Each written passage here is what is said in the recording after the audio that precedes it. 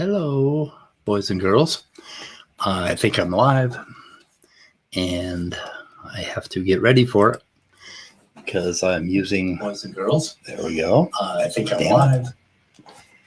The echo. Got rid of the echo. Anyway, let's see. This morning, we had a debate last night, and we'll talk about that a little bit.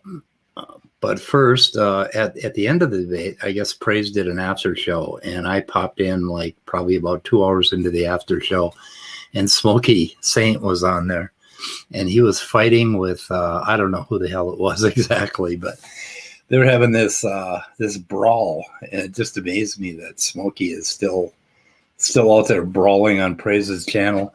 I'll try to get some bookmarks for that and cover it a little more carefully, but. Anyway, so we debated Praise and Gavin last night, and I think Praise, as far as I'm concerned, had one good point, maybe two with the NDEs, but we'll talk about that. But he had some really bad points, and the major one was he read a couple of papers, and one of them said that somebody. That a quadriplegic had superhuman powers, and he read that as being supernatural. Yeah, that is a little acid trippy, my cover for today.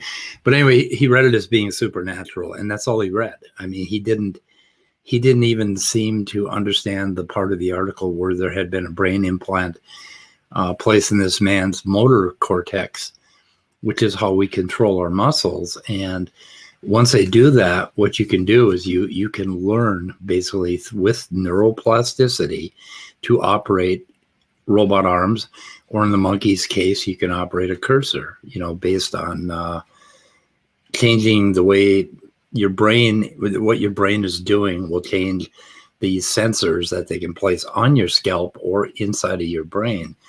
And they can teach people to move things. And we've known this for a whole long time, and I'm going to get you a link. And I wanted to respond to a few things in chat. There's a link. Got a link, John. I threw it right there.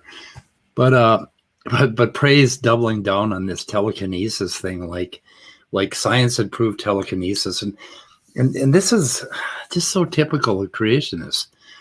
They read a title of a paper, or they'll find some little tiny blurb, and they get it in their mind that science has proved the supernatural. And they don't think any further than that. And it really is kind of amazing. But I guess when you look at the fact that they read the Bible and they have, certain verses in there, and that tells them how reality works, so they take those things as facts. So I guess they do the same thing with scientific papers, and now they fancy themselves scientists, and scientists don't work that way. I'm sorry. Hey, John, I put a link in the chat. You see the link in the chat? Anyway, and that is a syndrome I've noticed over the last few weeks, this reading of papers, or, logical, plausible, whatever the hell his name is, Maddox, saying that the DNA is literally a code.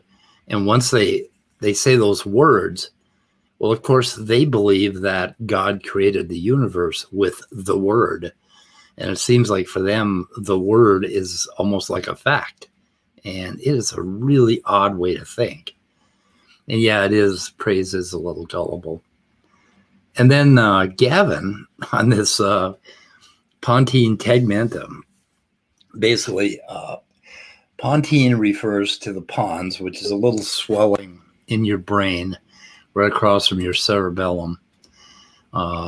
It's a little bulgy thing in the back of your brain with about 30 million neurons, something like that. Hi, John. Hey, what's up? Hey, I'm just talking about that debate we had last night. Did you see it on Stanley's channel? No, I didn't. No.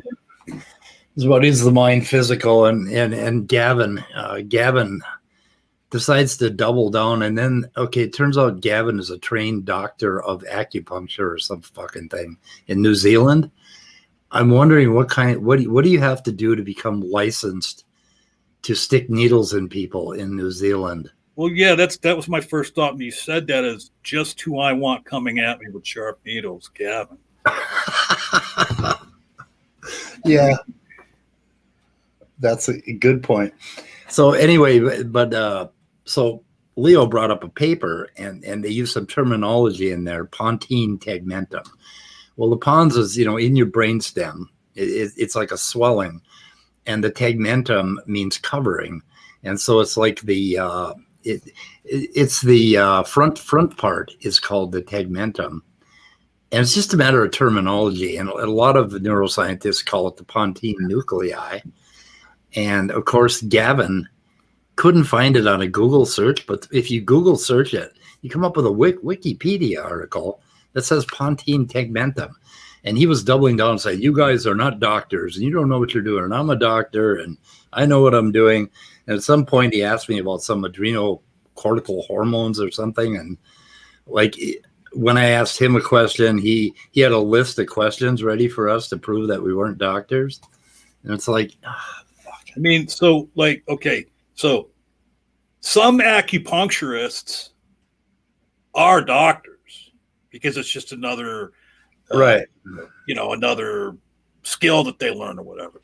But not all acupuncturists are doctors. Yeah, and he's got. I really doubt that Gavin is any kind of real MD or even a PhD. Right, he's got a certificate, of acupuncture in New Zealand, some acupuncture club or something. I forget what it was. But I was just kind of amazed by that. I wonder if let's see if I can read it here. Orgate praise. No, he must send it to me in my other email. So who was it that had the debate? Leo and I against Praise and Gavin. And yeah, okay. Acupuncture requirements to become a member of Acupuncture New Zealand. There are 400 members of the acupuncture club in New Zealand, and it's like a certification. And it certainly isn't a degree saying he's a doctor. These guys, I mean, what? I don't know, John. I just I don't fucking So is know. one of the requirements that you had to have at one time worked with voodoo dolls? I think yeah, exactly. You have to learn how to stick it in. And I judging according from to Gavin's wife, he does not know how to do that. well, he knows how to do that with other women apparently, but not his wife. Kind of stuck it where it didn't belong a couple of times, I understand. But anyway, and I was going through the chat a little bit, and I noticed that who the hell is it? Okay, I did my opening, and the problem is that I've been working on consciousness in the mind for a very long time, and I have a lot of kind of quirky ideas about it, shared by a number of philosophers actually. And so I tried to put some of that in my opening, and I didn't expect it to actually be understood or go anywhere. But one of the things is that people think that they're like a physicalist normally would think that his mind was his brain, right? Well, it's more complicated than that. And I will say that your mind is your brain, your body, and all of your surroundings. That's how you move through life, basically. Well, your mind is spread out. Right. Well, check it out. Okay. Anyway. I've said for years now, it's been my stance. As a matter of fact, like when I was doing a program, when I was in prison, I did a speech, and this was part of my speech, that, okay, everything you are, everything that you'll ever be is in the 3 pounds of matter inside your skull. That's all you are. You are your brain. Yeah. Rest of your body is nothing more than a life-sustaining system and information gathering system for your brain. Your brain is all you are. Okay, everything else is just to keep your brain alive. And so I understand what you're saying, and it is more complicated than that. I mean, because now you say you are your brain. Okay, so now let's take your brain out of your body and put it in something else, and then you can go on. But but it's not as easy as that because your brain is relying on all this information from your body and chemicals from your body, chemicals that your body is absorbing from the surroundings around you, chemicals that your body is creating itself with the sustenance it takes in that's feeding your brain. So yeah, I mean your mind is an emergent property of your brain, and anything that has to do with being conscious comes from your brain. I would disagree with that entirely, but it would take me a while to explain why I disagree with it and why we need to expand that idea a little bit, because the comeback from the dualists, from the armchair philosophers that still think 400-year-old philosophy and 2,000-year-old biblical text is going to be that your neurons can't possibly do that. That physicality can't make your mind. Like if your brain, if you just had your brain and you shut everything else off around it, the brain, it is falsely thought that the brain has 5 senses. There's actually a whole lot more sense coming from your body. Like in that brainstem area, there's all sorts of signals coming, and you actually get a different sensation when you get the flu, when you're not feeling well, when your immune system fires badly, when your oxygen is low, when your blood sugar is low. There's all these different senses that come. But where does that all take place? It all comes from your body, your brainstem. Right, it comes from your body. Where do the signals go to, and where are they manifested? There is a nest of signaling going on in the mind, but it's very, very difficult. Like with if you touch your thigh, for instance, there's a neuron that goes all the way from your thigh up to your spine. Then it relays and it goes up into your brainstem, relays again, and then goes up into your brain. Well, there is a signal happening the whole time along that whole wire, right? So that whole wire is alive. Along with that, in your stomach, there's what the hell is there? 300,000 or 300,000 neurons in your stomach. Your stomach actually has its own kind of little brain that triggers nausea and disgust. Like Smokey's stomach is always firing because he's always, thinking about garbage. It's much more complicated than that. The network is not limited to the brain. And when you start trying to trace it out, and when you start trying to find out, okay, where does mind happen? You can't find anywhere along those wires and along that network where you can say, this is where mind happens. There's no way to, there's no moment where mind happens. And this gets into some philosophy of people think that they're a little something in their mind viewing a representation of the world around them. Well, that's wrong too. You are constantly connected to your body and the world. This entire network is all firing interactively at once. And if you start thinking in terms of the mind is in the brain, well, where in the brain is the mind, and what exactly is the mind doing or brain doing when there is mind? You end up running into all these paradoxical things.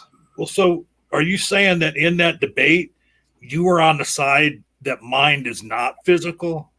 Oh, no, it's definitely physical, but it's wider, but it's a bigger chunk of physicality than just your brain. I mean, you say you've been studying it for a while, so I mean, forgive me, me disagreeing with you probably has no standing because I'm sure I haven't, researched it as well as you have. But like to me, it sounds like, you're talking about what's throughout the body and how it's connected to your brain and everything. I mean, that to me is like trying to conflate the air conditioner with the electrical wires that make it run. Yeah, except in this case, those electrical wires have a great deal to, like when you look at information, like, okay, when you think there's information coming from my body into my brain, as soon as you think that way, you've made a mistake. And you're not quite grasping what is going on. with our minds, because there's nothing in our brain that generates mind. I mean, obviously that can't be true. Well, in fact, mind pretty much doesn't exist when you think about it. It's something we humans have come up with and invented, and we're trying to find out what is this mind thing we have. Well, it basically falls apart when you try to find it. But it's very complicated. It's okay. I understand why you would disagree with me, and most people would. Good evening or morning. How you doing? Good morning. Because morning. Did anybody see our debate? It's not that I'm disagreeing with you. It's that your hypothesis is compelling, but it's merely a hypothesis, and you're talking as if it's fact. So, if I can interject, yeah. What? Like brain is something I do know a bit about. Emphasis on a bit. So like basically what Speedy's saying is correct. And one of the best examples, there was a doctor called Penfield. Can you point me to the papers that say that's scientifically accurate? Oof, that's hard. What I can do is tell you. Then to say it's correct is merely an opinion. So the thing is this. Look, there was this guy called Penfield, and he studied epilepsy. And he's the one who developed the method we use today, where you cauterize certain neurons that are the center of the epicenter of the epileptic seizure, and thus stop them. And what Penfield would do, he would basically open your skull while you're awake. And if you ask people with epilepsy, most of them have a sign before a seizure.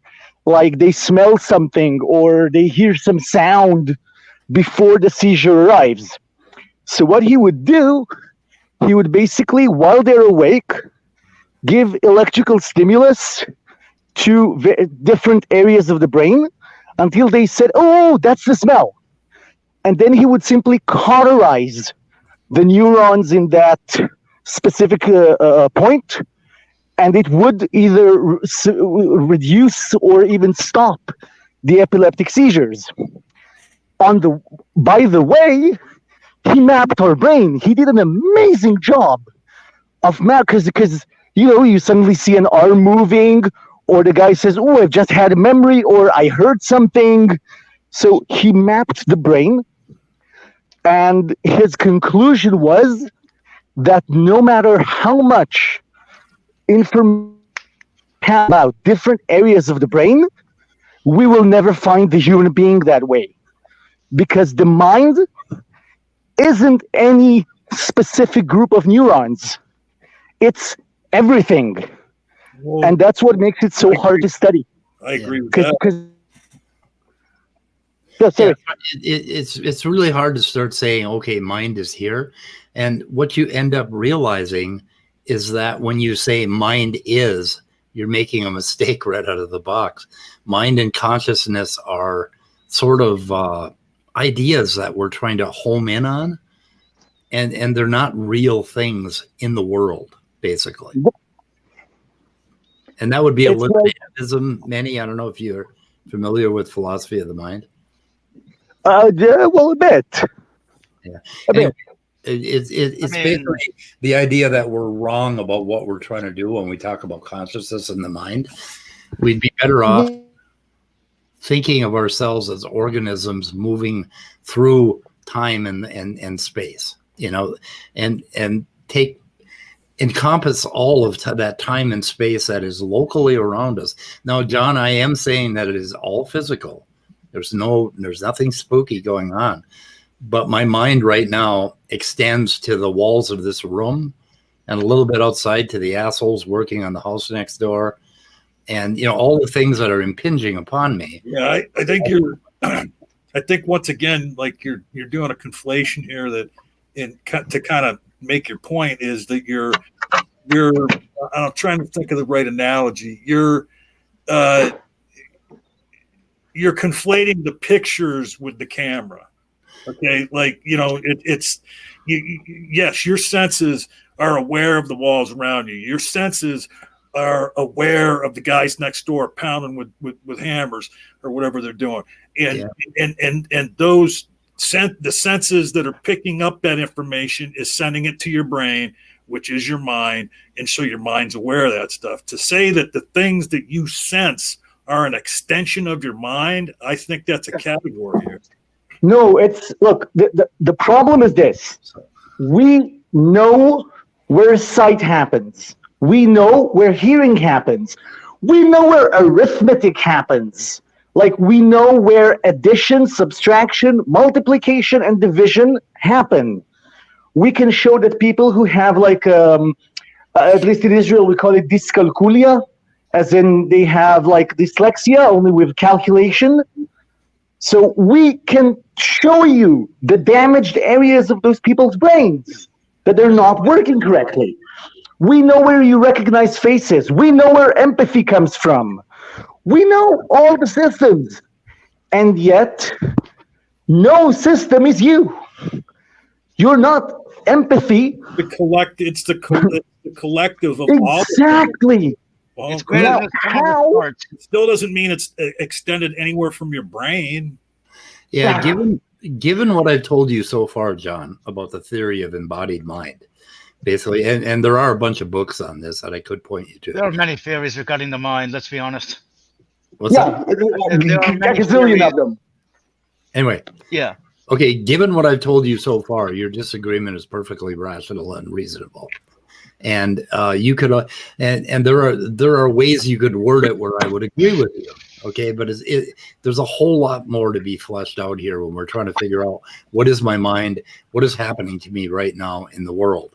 So what is happening to me right now in the world? I mean, I could frame it as, oh, there's some stuff going on in my mind that's allowing me to get this visual, right? But why am I saying that it's in my mind when it's actually on my screen in front of me right now? What is the difference? Why do I think I can locate mind? It's like, John, try to think of it this way, okay? Water is wet, right? Okay. I mean, But- that's, Wet isn't a chemical property. yeah, there you go. There's no chemical composition that makes wet. We actually don't have what exactly is wet, but we do know that And what are you it's using? And what are you using right now to make that analogy? the reality. His brain. As far as his you know voice, it? what kind of question? Oh, my is that, brain, you John? mean? Yeah. Okay, sorry, no, I missed you on that one. Yes, but what am I using? I'm using my memories. I'm using my front cortex.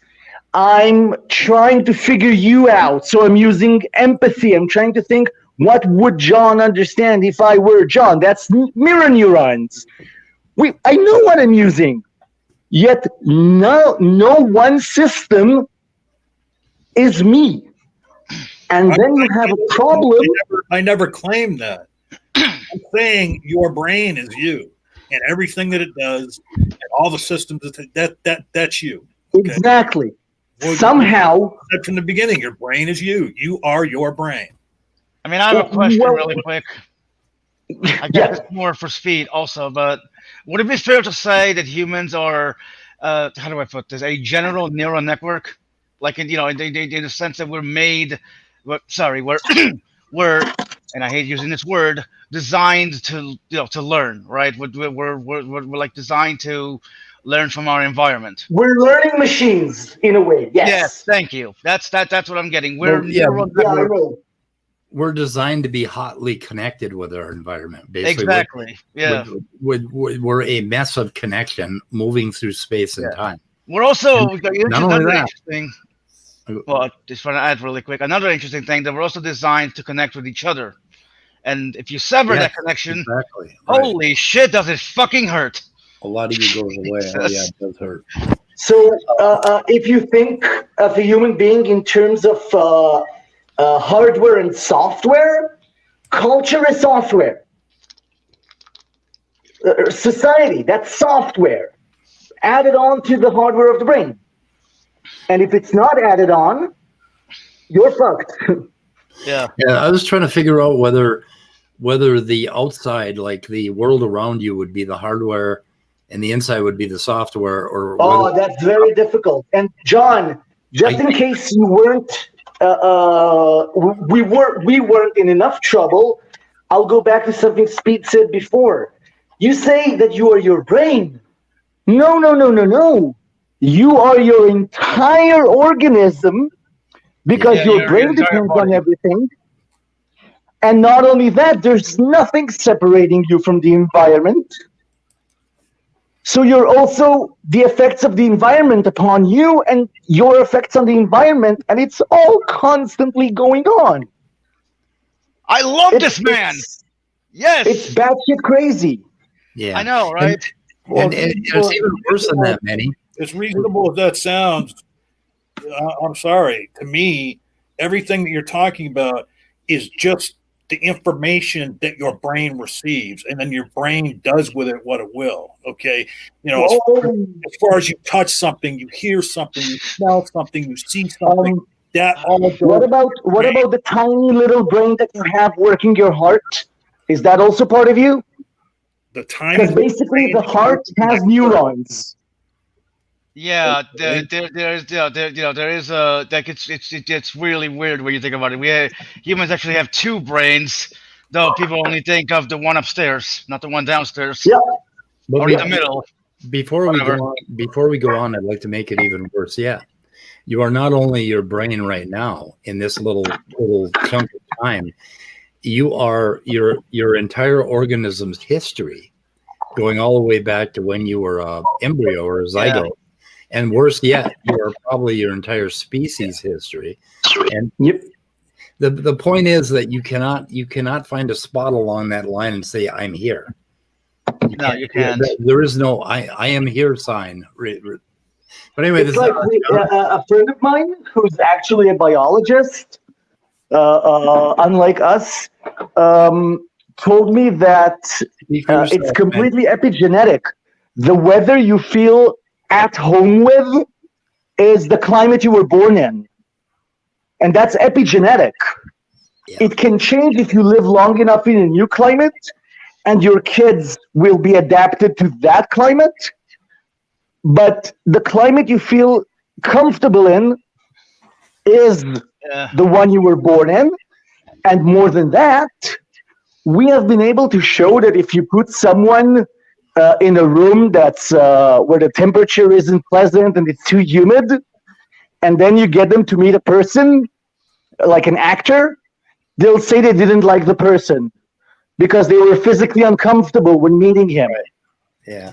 So Now your that impressions... Based on your environment, right? Yeah. Yes, And- It is. I'd like to test that theory with Scarlett Johansson. You want more? I'll give you another nice one. One of her theories of how you fall in love. They did this really nice experiment. They took a group of guys, divided them in two, and had them all one by one sit in the waiting room, waiting for the real experiment, with a hot lady sitting in the room with them. Okay? But the And- waiting in the room was the real experiment. Yeah. Okay. Exactly. I Half hate it the when they group- do that, but Yeah, that's brilliant. Half the group were given a substance called yohimbine or yohimabine. I'm not sure how you pronounce that shit, which basically causes anxiety. how much is this? So half of them were anxious when they were sitting in a room with her, and half of them were calm. Can you guess what happened? Their epigenetics messed up. Well, not messed up, but changed. The guys who were anxious when sitting with the woman fell in love. Oh The wow. interpretation was, I feel anxious. I feel something in my body. I look for signs. What is causing this? Because there's no reason, right? Oh, look, a beautiful woman. And she's causing me anxiety. Oh my God, I'm falling in love. Scarlett Just- Johansson. Not everybody who feels anxiety, falls in love. Just Mm. clear that up, of course. But basically, it causes you to feel, let's say, discomfort. because Yeah. it's like you breathe harder a bit, your muscles kind of act weird, you sweat a bit more, and they showed significant difference between the two groups. The group that had the substance said that they fell in love more so, significantly more so than the group that didn't get that Yohimbin shit. There's a what is it called? God, is it P2P? There's a, like, when you have a crush on a girl, you get this like tremendous amphetamine like rush of neurotransmitter, and I think it's called. I think it might be P2P, phenyl. It's something phenylalanine. I'm not sure, but anyway, it explains why you go so goddamn crazy when you have a crush on somebody. I mean, you absolutely lose your mind. You lose your shit. You know, you're capable. You know what? Stalker. What, at least when I was studying, one of the weirdest things that they taught us, maybe they found out more since then, was that there's a receptor in our brains. No one knows what it's good for, but it does PCP, angel dust. Oh, yeah. PCP connects to that receptor. And no one knows what its actual use is. We couldn't find anything natural that connects to it. Many. And then you admit something like that, which, you know, just makes me think again how you guys can try and speak so definitively about where this is and what the mind is and where it's at. No, but hold on a minute. You just admitted, hey, there's this one thing. We don't even know what the hell it is. Okay, wait. When I speak definitively, like when we're saying, for instance, that we know a lot about the visual cortex, we know a lot about the visual cortex. Trust me. We're working on artificial eyes. We know about that system. How it interconnects with other systems, and that's the crazy shit. Because it sends extensions everywhere. And we know, and here I can say no, that when we artificially stimulate an area, it does not behave naturally.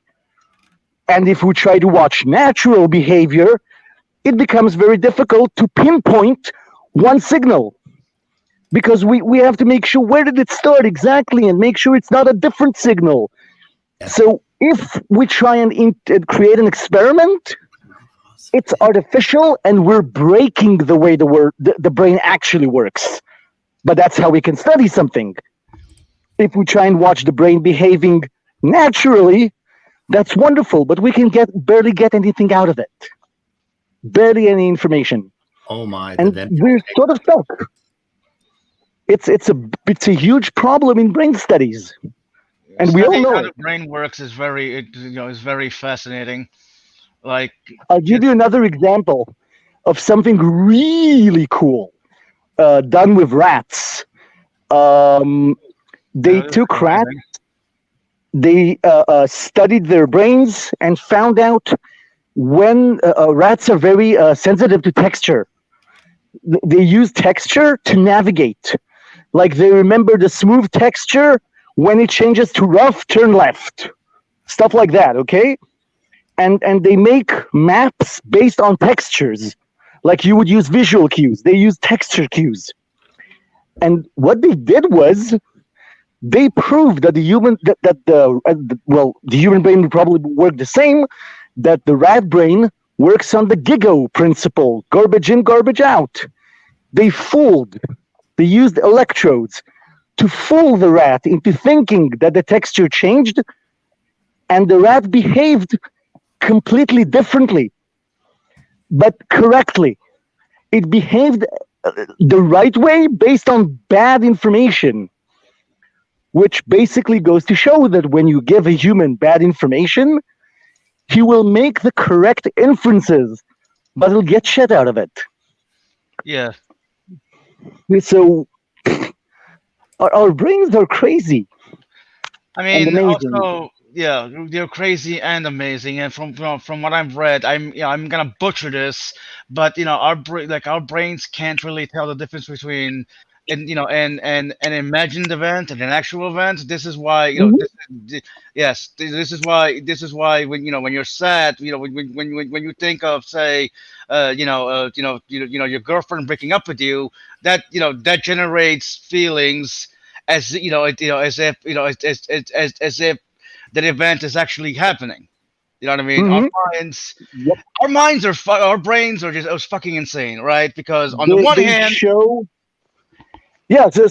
when it comes to imagination, they've done these tests where they take people, they tie them up, and they have some of them imagine flexing and exercising their hands, and some of them don't, and they show the difference in muscle atrophy.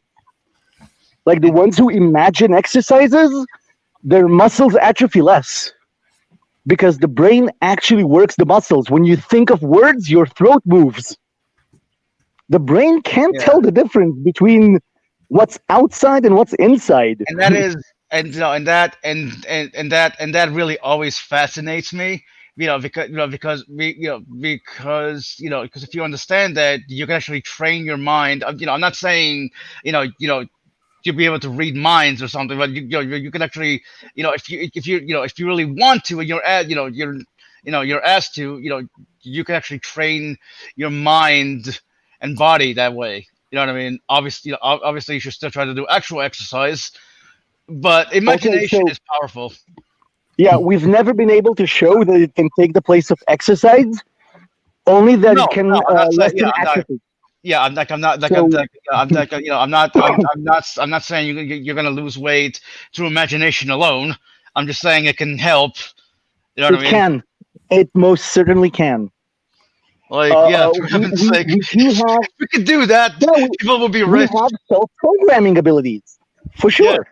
Yes, and that is what I love about that. If I can go on a little bit, also I've read that negative thoughts can actually also affect you, right? Affect the brain. For example, if you think you're a failure your entire life, obviously you're never going to try anything. This is why cognitive behavioral therapy exists. In order to work through some of these negative thoughts and frame them in a way where where it allows you to change the behavior.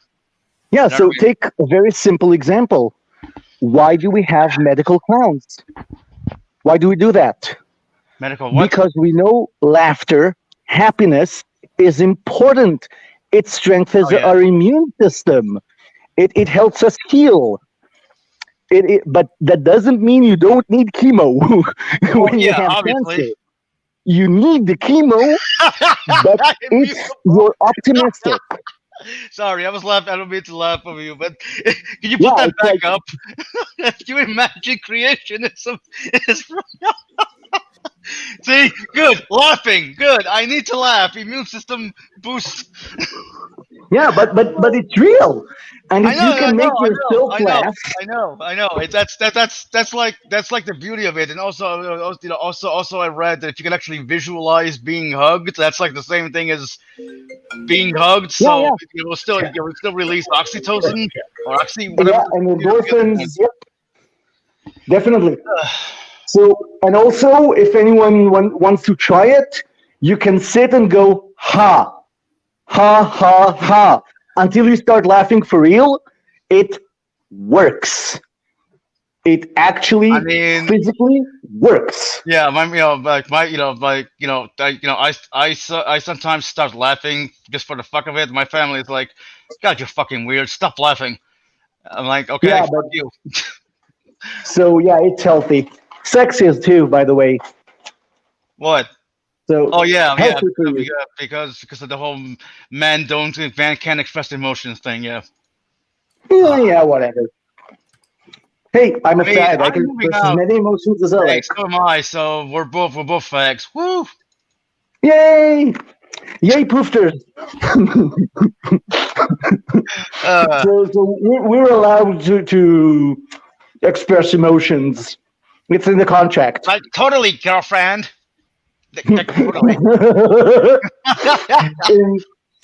In Hebrew, we have a whole language that kind of mixes stuff from Arab and English and French. And we have like real gay slang. Like you have Ebonics and shit. Like, yeah, I have a quick finish your point. I do have a quick question for you, but finish your point. So like for instance in Arab, ukhti means my sister. So instead of saying ukhti, we say okhcha, which basically is our way of saying sister, and it means like a very effeminate and very what do you call it? Damn, I lost the word. Exhibitionist, like someone who's really on the outside. So it's like okhcha. And of course we use female because in Hebrew we have male and female for everything. So we speak in female, and it's really hilarious when done right. Yeah. So yeah, being gay has its advantages. Well, yeah, and that's what I actually wanted to talk to you about, right? Obviously. Think about vieja. A what? You know what's a vieja? No, what is that? Vieja. It's from vieja in Spanish, old woman. Sorry, John, why did you leave? That's mean of you. What happened to my video? What the hell? Well, no, like the gays took over. Yes, we did. You need Leo to come in with his Emilia Clarke shit and then correct everything, restore the balance. Like honestly, I love Leo, but he's too obsessed with Emilia Clarke. Well, Leo is Leo. We love our Leo. Come on, he's a good guy. Leo actually in a chat. Well, no, I'm not saying he's a bad guy. I'm just saying, like, I remember I called him cute once on Twitter. I was like, God, you look good in a dress. Hell is wrong with this?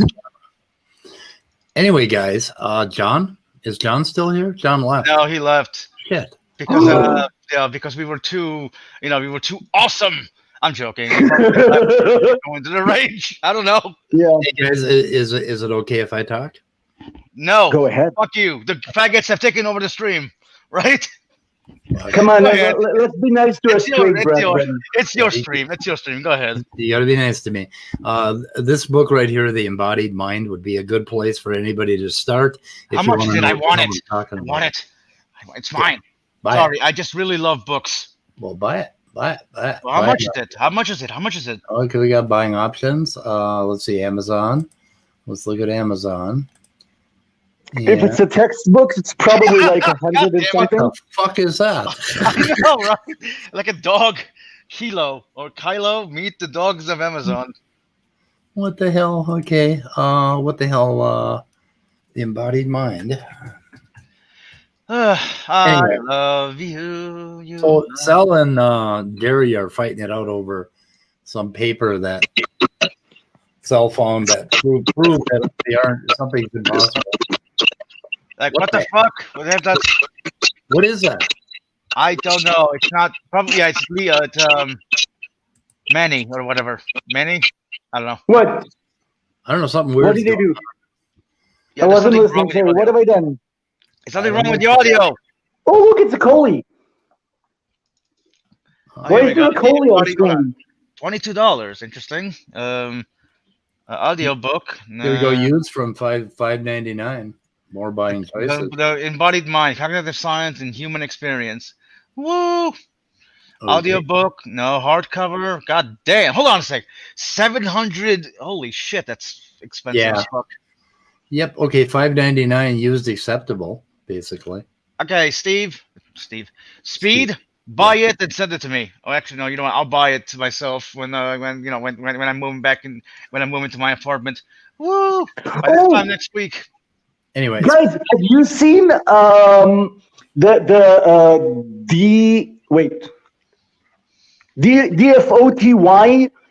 video for raw mat? The what? Have you seen that one?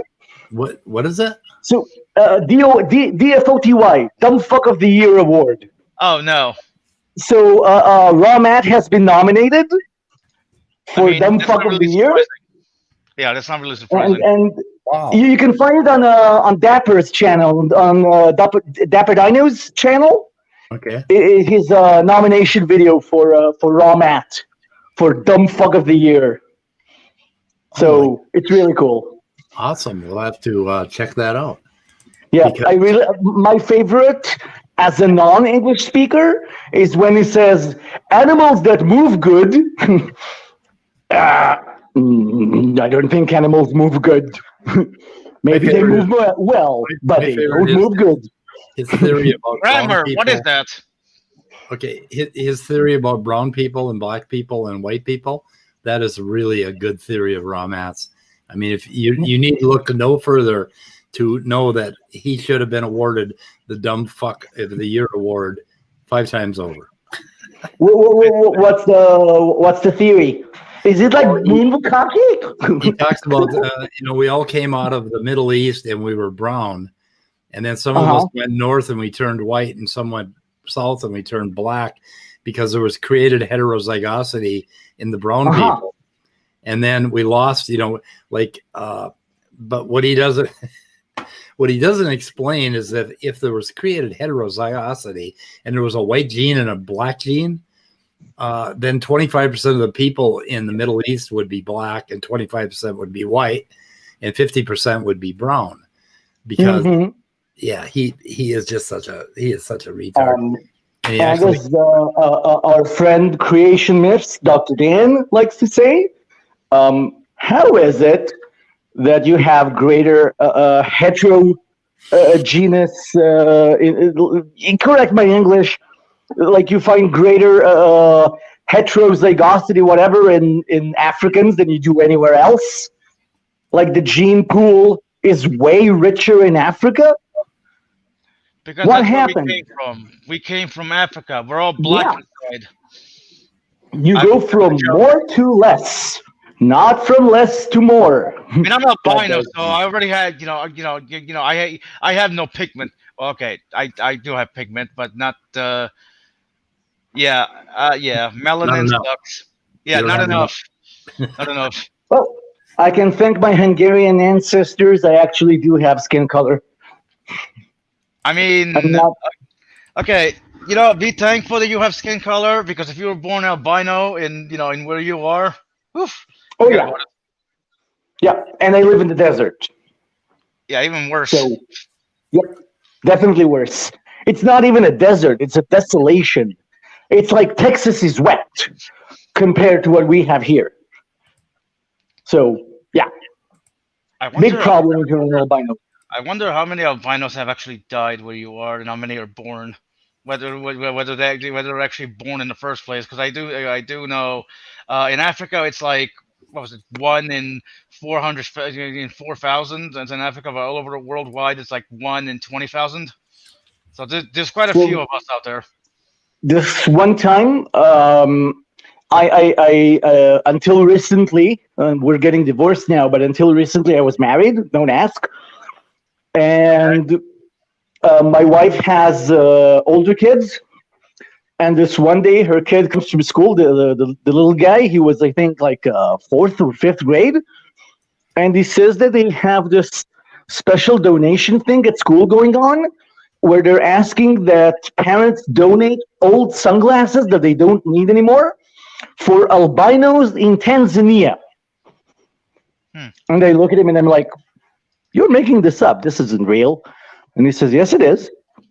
No, it's not. That's bull. Hold on. Did you not believe in albinos? Or did you not believe in? No, I did not believe in donating secondhand sunglasses. So I went and checked, and it was for real. And my response was, "I do not care." Oh wow! Well, then fuck you for not donating. So you're the reason I didn't get my sunglasses that day. Yep. Yeah, are you from Tanzania? Because I fucked you over. No, not really. I'm the one who did not donate secondhand sunglasses. we don't Yes, believe I in you. am the egotistical shit. I mean, isn't that all gay people? By the way, what I do like is like the when they draw Jesus as like blonde. He's like a Dane, or maybe he's German or something. And it's like, guys, Jesus had brown skin, curly black hair, and a big fucking nose. He was Okay? Those a are white Jews. There you go. He was a kite for crying out loud. But yeah, I never got to ask. I never got to ask the question I wanted to ask. Like I know, everyone's different. But what the hell am I trying to ask? Like, being fucking hell.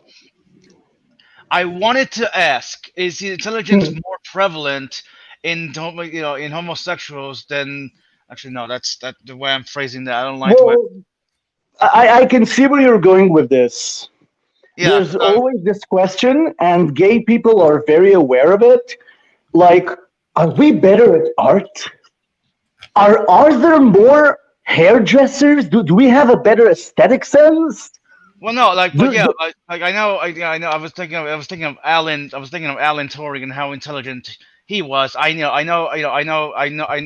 there are straight men who are also intelligent, but it's like what separates an intelligent homosexual man from a you know what I mean? Is one smart than the other? It's a wonderful question. And since we know that there are definitely genetic differences between at least some gay men and heterosexual men, I can't say all gay men are genetically different, but there are, at least for some gay people, genetic differences. So maybe there is a difference in brain development. And it could also be environmental. I mean, the brain is growing constantly. So maybe we are wired differently, but since I've never read studies on this, and I'm always very hesitant when you step a bit too close to anything that can change into like race realism and shit.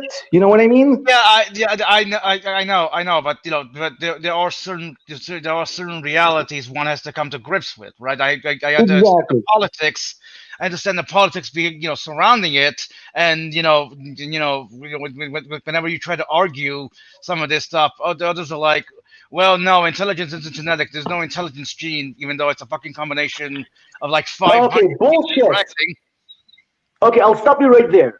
As far as intelligence goes, the metaphor that is taught in schools is this. It's a very nice metaphor.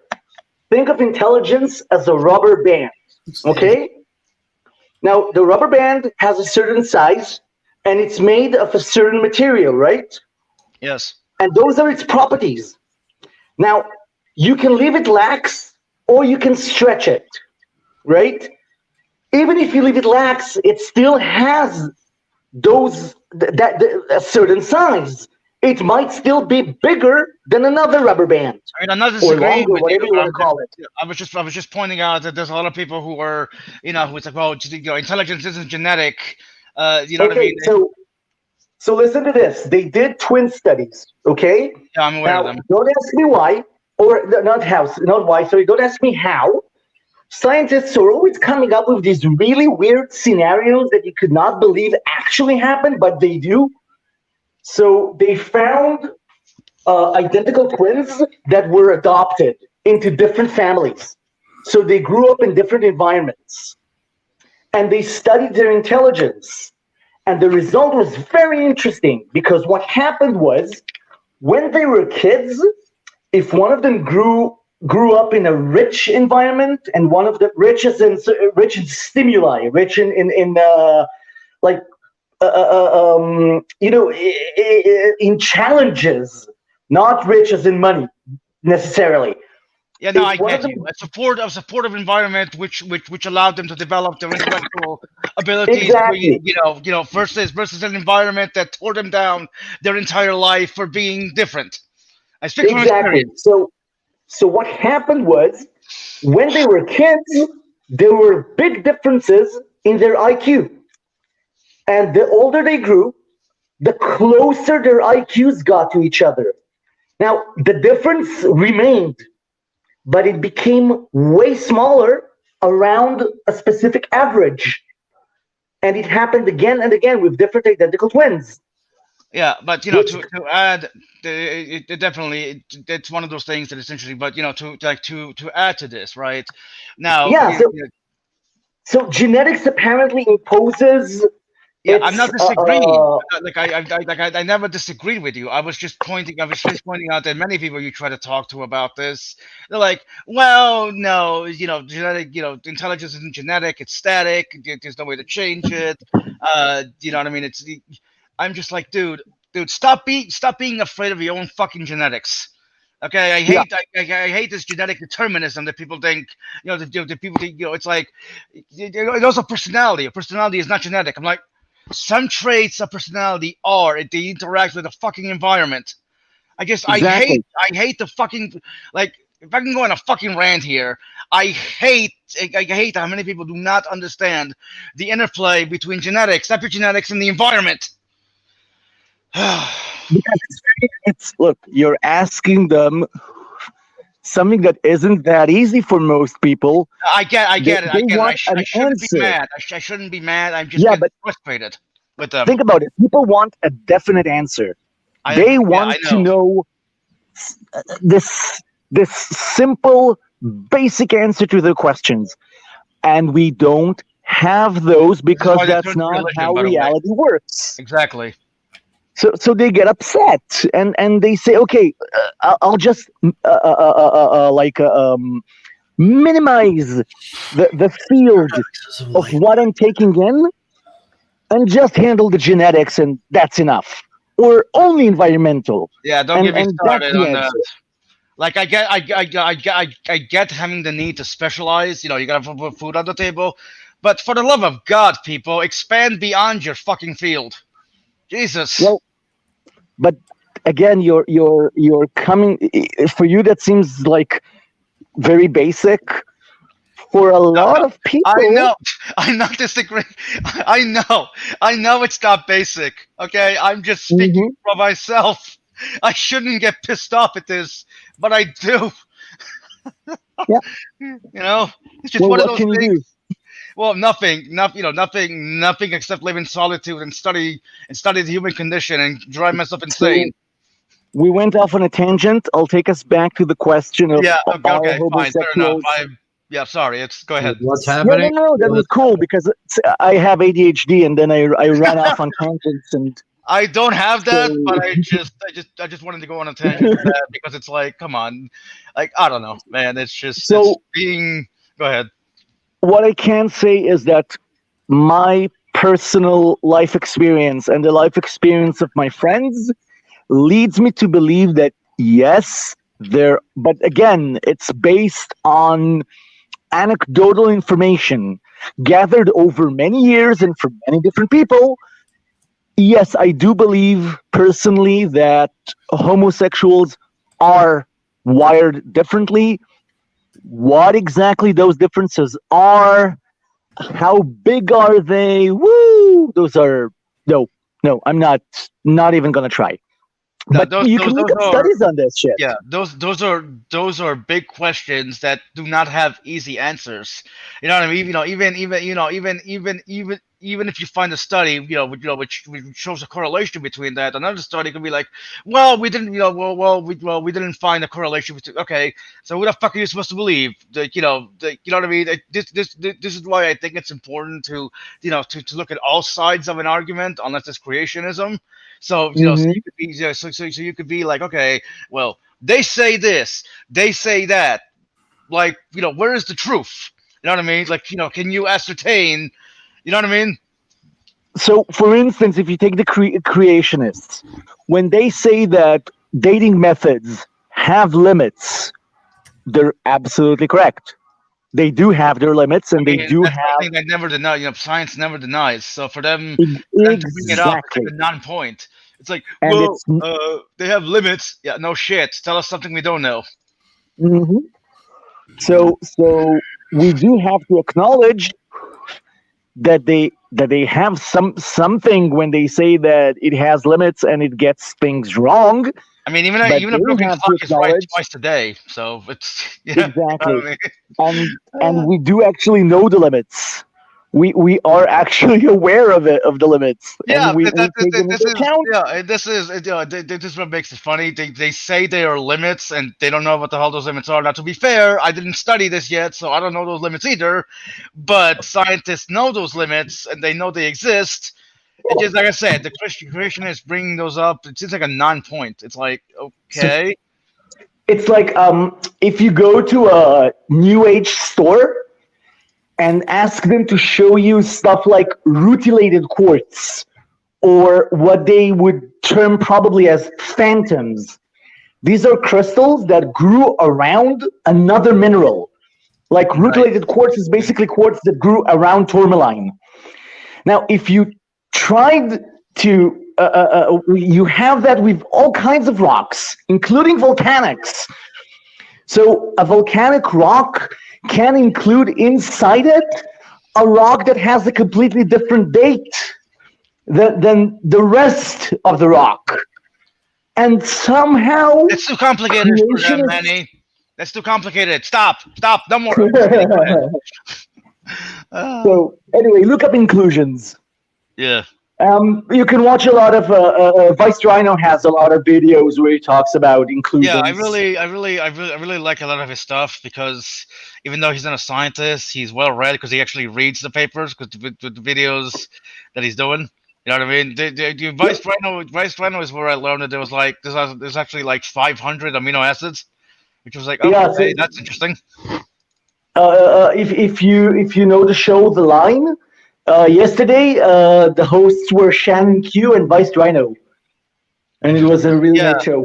Yeah, like backing up a little bit, guys. Okay, fine. Go ahead. Let's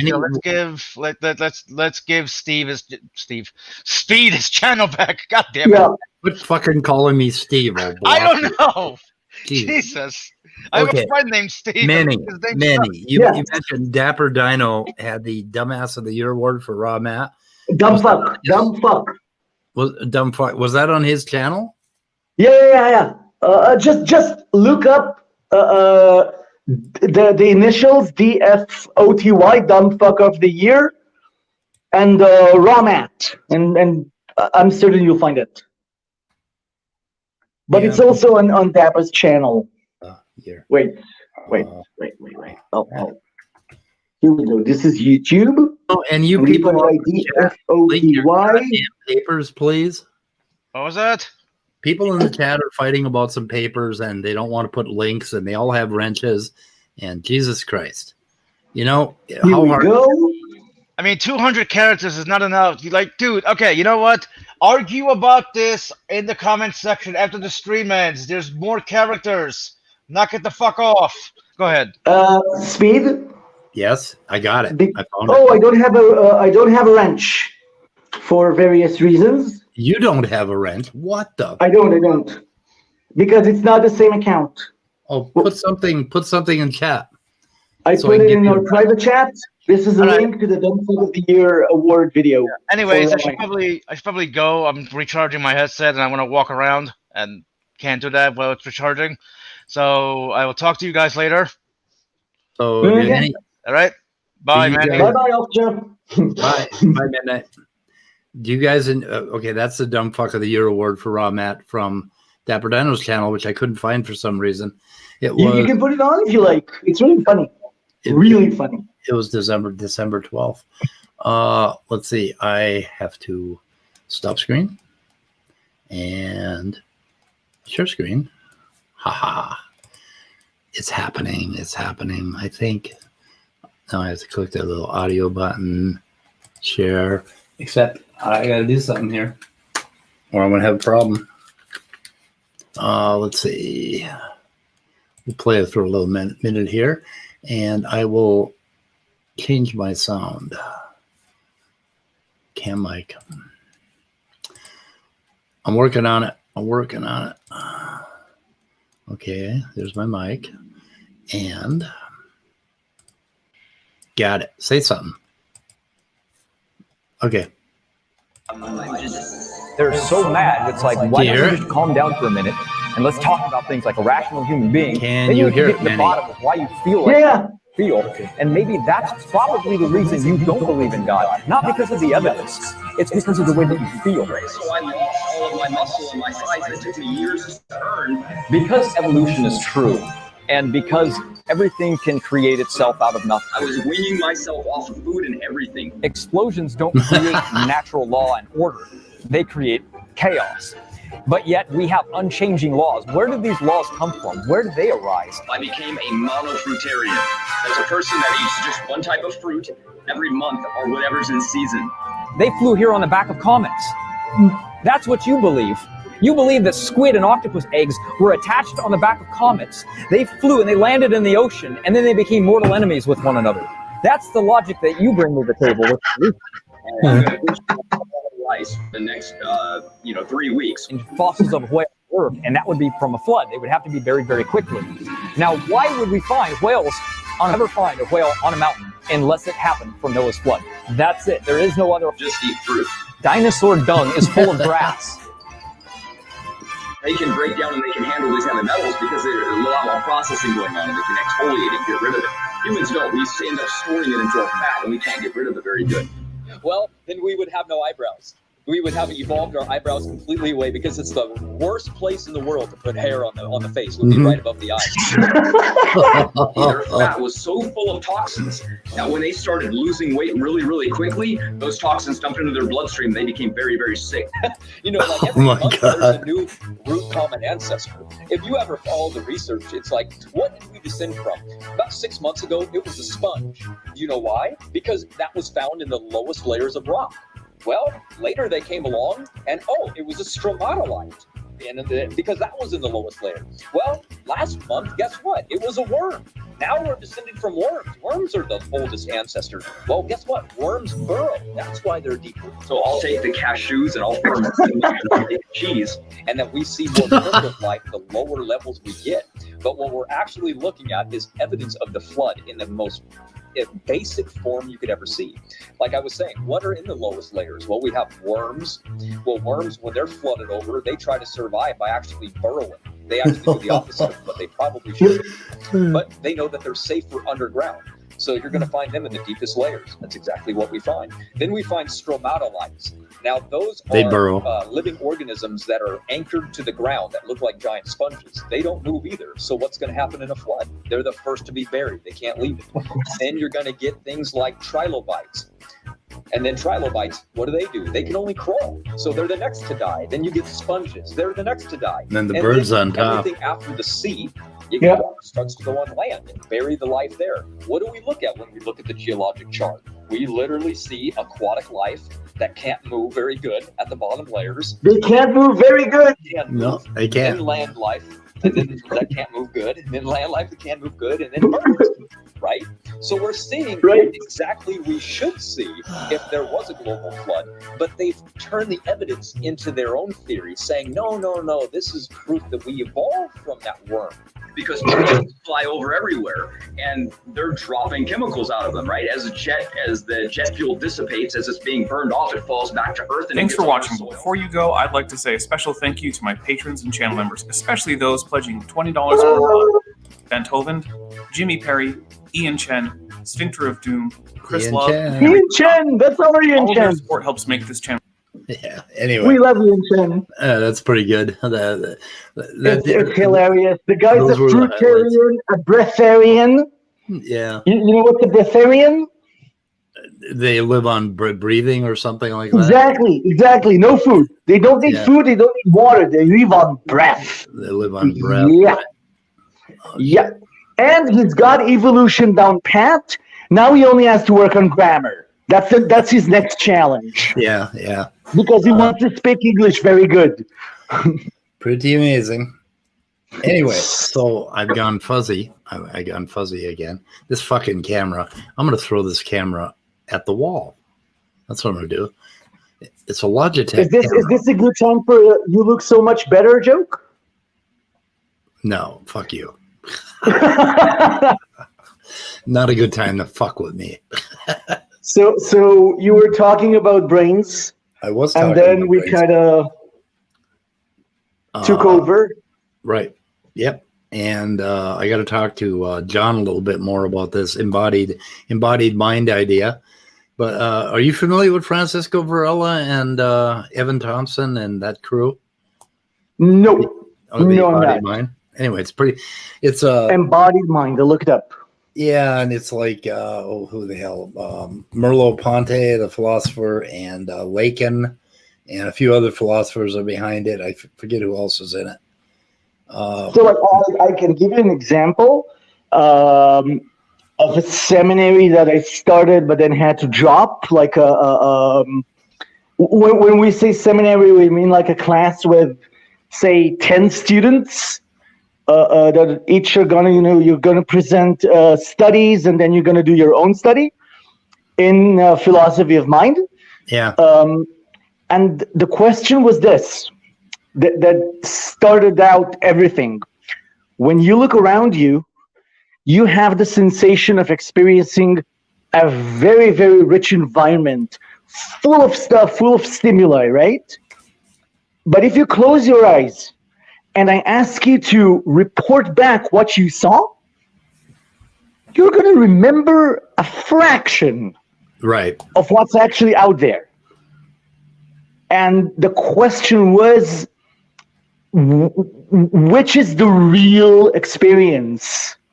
Like, do we experience a very rich world, or is that just an illusion? Right. So these are the kinds of questions that philosophers of mind like to play around with, and I think that they should all like go away and let the real scientists do their job. But I think that stuff is pretty apt. I mean, there's this thing about that I get into about, okay, how do you know what you were conscious of 5 minutes ago? Because you can only remember and name a few things. Okay, so Exactly. you don't know what you're conscious of 5 minutes ago. Well, how about 1 minute ago? And then how about 1 second ago? And you get it down to the point where, how do you know what you're conscious of right now? Because as soon as you try to figure that out, you moved on. So that was the exact question that professor that she was working on. The question of what's between this feeling that we have of a very, very rich environment, as compared to the fact that we can only recollect, like even a second after you close your eyes. Well, your sensory memory is so poor compared to the experience of the world.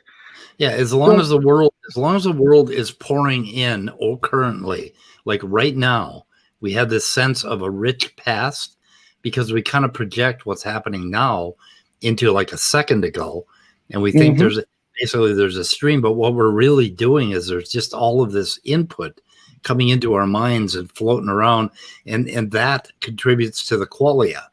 Like if we see the color red, it isn't just the color red we're seeing, we're also feeling our ass on the chair. We're feeling all this proprioception. We have all of these inputs coming in, giving us this illusion of having a rich inner world that we can remember. Proprioception, because I don't think everyone knows what that word means. Where your muscles are, where your arms are.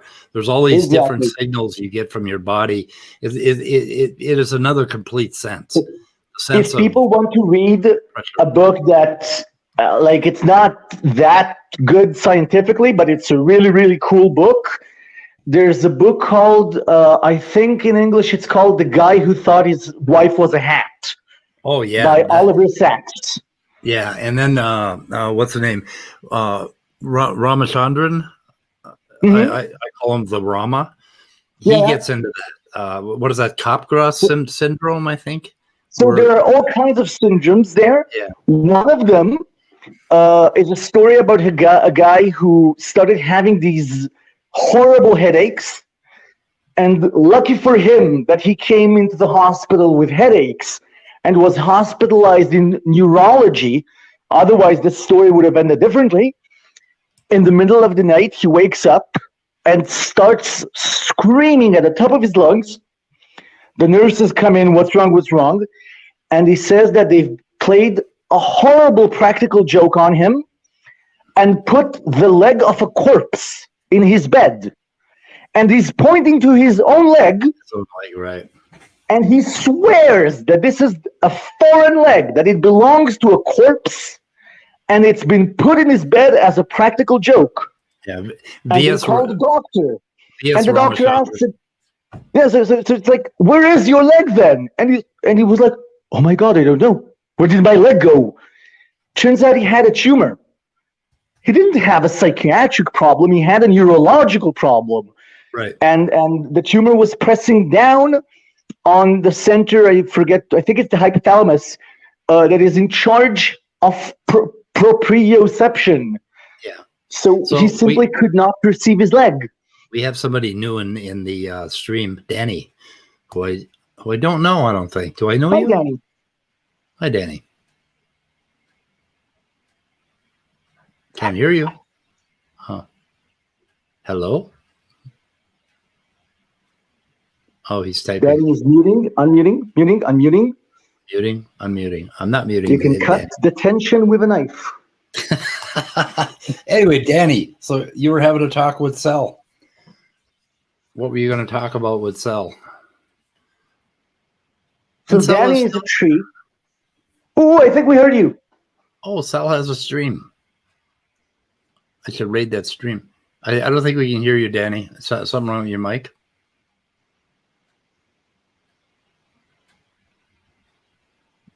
Yep. Otangelo going pre-sup? No, I did not see that. What was... Oh, no. What? Oh, no. Not pre-sup. Not pre-sup, It's like... no. It's like Otangelo gave birth to a worse. It's like he evolved. Otangelo into put a a comment. worse version. Otangelo put a comment in one of my streams that all atheists believe in God, basically. Of course, Yeah. of course. Yeah, So the funny thing is, in Israel, we don't study philosophy, logic, like debate. My kids now in school, they have debate, and it's like this brand new thing in Israel. We didn't have that. So this whole argument about you can only know things if there's a God, I've only heard it like a few months ago for the first time in my life. Really? Wow. You know, can you imagine how stupid that argument sounds to me? Yeah, I can imagine. It I really lived... took me when I first heard it. Yeah, I mean, I've been walking around for 40 years, and somebody's now coming along and saying, oh, wait, you can't know anything. Like, dude, with all due respect to philosophy, shut the fuck up. It's like, what are you talking about? I don't know. They go back to this thing that how do you found your reasoning ability? And I had a talk with somebody the other day. Not found, ground. How do you ground it? Yeah. So I said I ground it with having been a toddler, because when I was a toddler, I kind of figured it out. Yeah. And that's how I grounded. Okay, does this work? Yeah, that works better. Oh, yes. Okay. Hi, Danny. Sorry. Hey, what's going on? No, I listened to your debate yesterday, and I didn't really understand the position. Are you saying that the mind is identical to the brain? No. Okay, so you think that there's supervenience or something? No, I think the mind is identical to your brain, your body, and all of the things going around you in your local environment.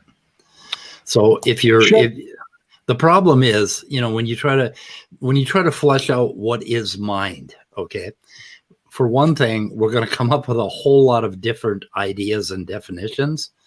And one of them that I particularly like is to connect it with everything that's going on around you. And that relates to something called embodied cognition, except I extend it and I call it enworlded cognition, where basically Manny and I were just talking about, like, when your conscious experience is all of these things going on in the world around you. Do you distinguish it from panpsychism as well, right? Oh, hell yeah. Okay, because it seems Definitely. On panpsychism, right, that there's like multiple, like almost an infinite number of minds, or at least Yeah. there's. But But I'm confused, right? Typically, when we invoke a mind, we're talking about a subject, a kind of self, right? Yep. And I think that in order to be a self, you have to have access to your mental states, both intentional states as well as qualitative states, right? Right. Now, I don't have access to my environment so much as the representations of my environment. You see, when you say representation, you've immediately gone dualist. There is no representation. Well, I am a dualist. Okay, well, that would explain So that. I think dualism. I think we need to basically redraw everything. We have to go back to the drawing board with brains and minds. And I think dualism was a bad route to go down. Well, I could be wrong. That I'm not so much interested in touting my view. I'm just trying to understand. I'm just interested in what he means. Because the point is that when you're a self, what does it mean to say that there's a mental state that is part of your mind, but you don't have access to, right? Okay. You don't have access to it because your mind is the process of accessing. Okay. So if you try to access to your mind, you try to access your mind, all you're doing is moving forward in time, basically, and trying to so you're always rolling slightly behind the ball. I call it the inability to catch the wild quail. I'm really lost. What does time have to do with it? Well, basically, if we have a ribbon of time, right, that we're operating in, and okay, we're right here, right? So you're right there, and you're trying to say, okay, what am I aware of right here? What am I looking at right here? Well, as soon as you do that, by the time you've even formulated that, you are at a minimum 200 milliseconds further down the line. So you're constantly moving forward on this stream, trying to catch what you were conscious of a moment ago, and it's impossible. It's absolutely. What does this impossible. have to do with ontology? With ontology, the ontology of the mind is that it does not exist. Okay, it's something that it's a concept that we're trying to flesh out. We're trying to figure out. You think it's incoherent because of? I think it's incoherent. Yeah. Well, then how could you hold to the position? Because in order to hold to a position, you have to have a mind. You have to have a precept. You just want precept on. No, I'm not a precept. Think about what I'm saying, No, right? He's right. He's absolutely correct. If you don't think there are any minds, there are no beliefs, there are no mental states, right? Well, no. Well, I don't know what a mind would be without those things. Okay, you went to ontology. Okay, you're talking about something that we can say exists in the world, like iron. Okay, that sort of thing. Okay, ontology is just a study of existence or being, right? I'm saying, what is the nature of a mind, ontologically speaking? Try maybe. Well, Danny, that's back up here. That's the world. Can I try something? Go ahead. Danny, do you play computer games by any chance? Yeah, I do.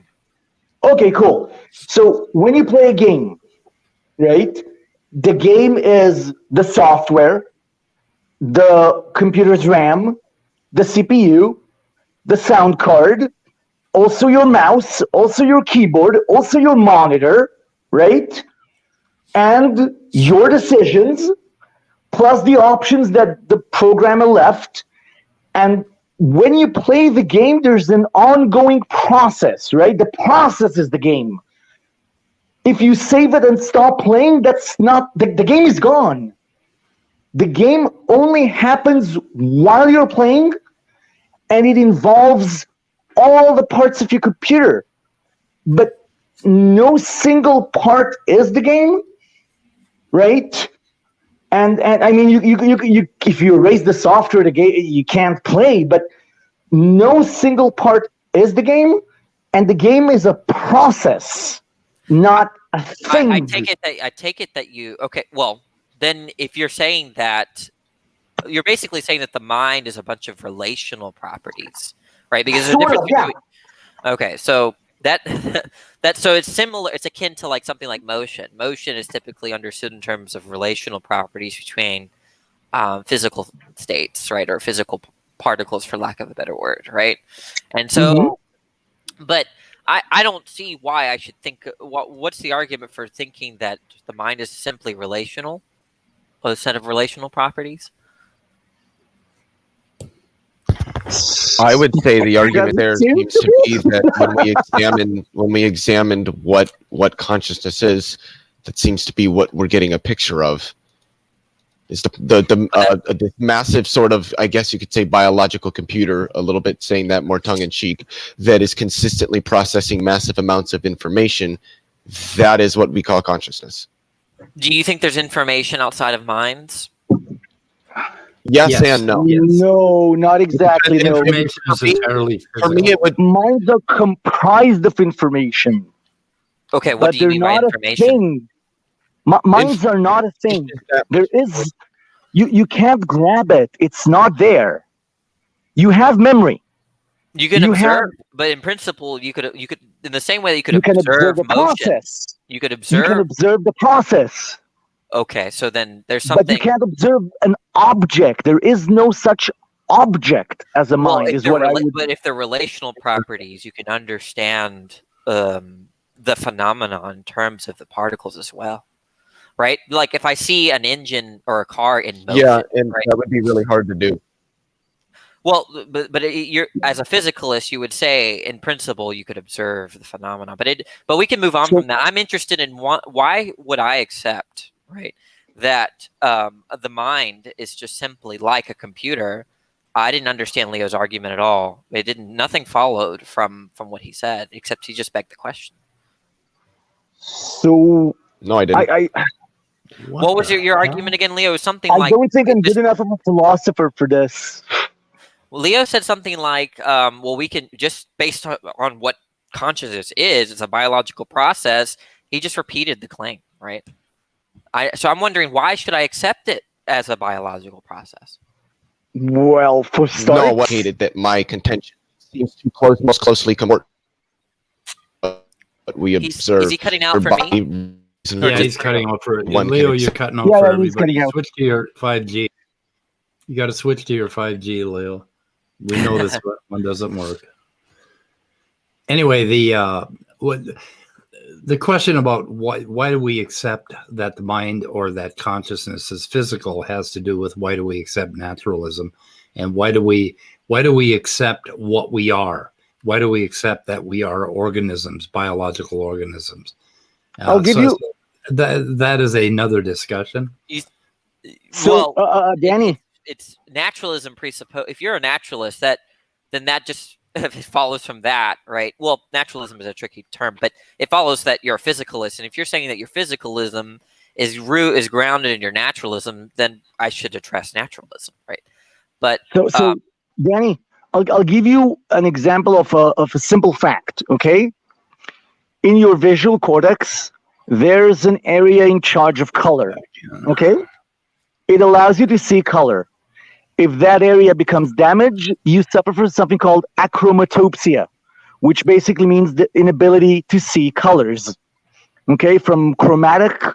So if you have that condition, it's not only that you can't see colors, you can't remember colors, you can't imagine colors. Your mind becomes black and white. Yeah, but I'm not going to dispute that there's an interaction between the mind and the brain, right? It could be that there's some kind of interaction such that if you were to change a particular state in the physical, that there'd be a change in the mental. I would challenge you to make a change in your mind without anything happening in your brain. Yeah. Yeah. Well, but what I could grant that. But I could grant that. Nothing that doesn't substantiate physicalism. Right? It could be that there's a dependency. Wait. So every aspect of human consciousness being reduced to the physical brain isn't evidence of physicalism? Let me finish, right? You didn't listen, right? Just based on the question. If there could be a dependency relation the same way that color, if it exists, depends on surface. Okay? So, but to say that color depends on surface, right? For every time we actually see an instance of color, that there must be a surface, right? Because without the surface, how could you have color, right? Doesn't substantiate the claim that therefore color is surface, right? So I could grant the dependency relation. A dualist can grant the dependency relation, but they're not gonna. It's not gonna be enough to show that therefore the mind is the brain, the color is surface. Okay. Unfortunately, speaking from a scientific point of view, which has nothing to do with my beliefs, because my beliefs are a bit more complex than that. From a scientific point of view, there is zero reason, as far as I'm concerned, to assume that there's anything in our brains other than the physical.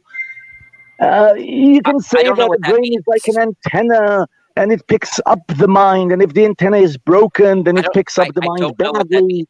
What does that look? First of all, number one, it's not a scientific question, right? If we're asking a metaphysical issue, no, it really is. It's literally physical. So, what do you think philosophers of mind are doing? Science. Talking about the mind. They're not running the research to figure out what consciousness. Because they've understood it as look in analytic philosophy. Most philosophers of mind are actually physicalists. You do know this, correct? That's only about 30 to 40%. Which is still the majority of philosophers. But what is that going to show? Right? Physicalism. Would your view change if the consensus changed, Leo? Probably because the consensus would change based on evidence. That's not true, right? The consensus. Yes, it is. Wait, 200, 300 years ago, right? Most people were idealist. Okay, that was the consensus. Okay, so would you have been an idealist, Leo? And if I had probably yes. If I lived 300 to 400 years ago, I'd probably be a Christian. I'd probably be an idealist. Yeah, probably. Even I was born in India. I'd probably be driven Hindu. by rationality. You're not driven by rationality. You're driven Yeah, by I am. consensus. No. You're not understanding that where you're born and the time period that you're born in has a large bearing on the type of person you are. If I was born in Iran, I'd probably be a Muslim. That's not to say that I don't have rationality. That's to say that our environments have a very large role in developing the people that we become. But so does our norms of rationality as well. Yes, you're just saying that you're a person that's not sensitive to rationality, more sensitive to environment. No, Danny. First of all, that's not fair. Look, the point is that there's an open question with consensus, right? If I tell you there's a consensus that X, right, that doesn't predict that X is true. Okay? Well, the thing about a consensus that most people are confused on is they think a consensus is like just a bunch of people that decided that something should be true. That's not what a consensus is, especially in the fields of physical sciences, like what we're talking about. A consensus is all of the relevant people who study, teach, research, and write on the same subject, examining the same data, and consistently coming to the same conclusions, indicating that there's obviously a level of consistency with the accuracy and the reliability of the conclusions that we're reaching, indicating that those conclusions seem to properly comport. Okay, let's back out of the consensus rabbit hole, please. Look, if everyone says that something is red, that doesn't mean that they're correct and it's red. But until further evidence happens to come along, it's red. No, that doesn't follow. Yes, it's not a matter of follows or not. For instance, if I was born before the time of Darwin, okay, and people would have asked me to say, how did all of this variety come about? Well, I would probably answer God did it, because the evidence pointed to God. No, or you could just say I don't know, right, and be rational, right? But the point is that look, the consensus. Some people like Leo are driven by consensus. Other people are driven by virtue, right? Wait. Before you say Leo is driven by consensus, remember, Leo also goes and reads the studies. He checks what the consensus is based upon. That's the thing that people don't. He doesn't just go, I don't know anything about this, but everyone says it's so-and-so, so it's so-and-so. No, he actually looks at the evidence. That over 50% of philosophers reject reductive physicalism. Why is it that? I would have to see he doesn't know. On that. The majority of philosophers are not reductive physicalist. He is a reductive. Great. So they can go and I would prove have it. to see. Also, in addition, citations on philosophy of religion, people that study philosophy of religion, which is to say they study arguments for and against God, over 60% of those are theists. Should he become a theist?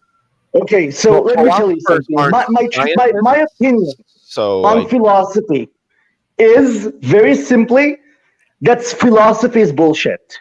You talk and talk and imagine and what you're think. saying is bullshit on that account. I'm saying that philosophy can think whatever it likes because philosophy deals with words, with ideas. You have to actually show it. And philosophy of religion is bullshit of bullshit. Show that then. Show that then. What? I think that you have to show it for it to be some kind of meaningful statement. That philosophy is bullshit? Yeah. Oh, please. I've heard William Lane Craig. The claim that you made was that it was right after that you had said something like that it's all bullshit, right? Which is a philosophical claim that's self-defeating, right? Whatever. No. This is getting into word games. What I'm trying to say is when I listen to William Lane Craig, okay, explain in detail what the afterlife is and what we had before the Big Bang, and he explains it with great detail. Well, screw you. You have no idea what you're talking about.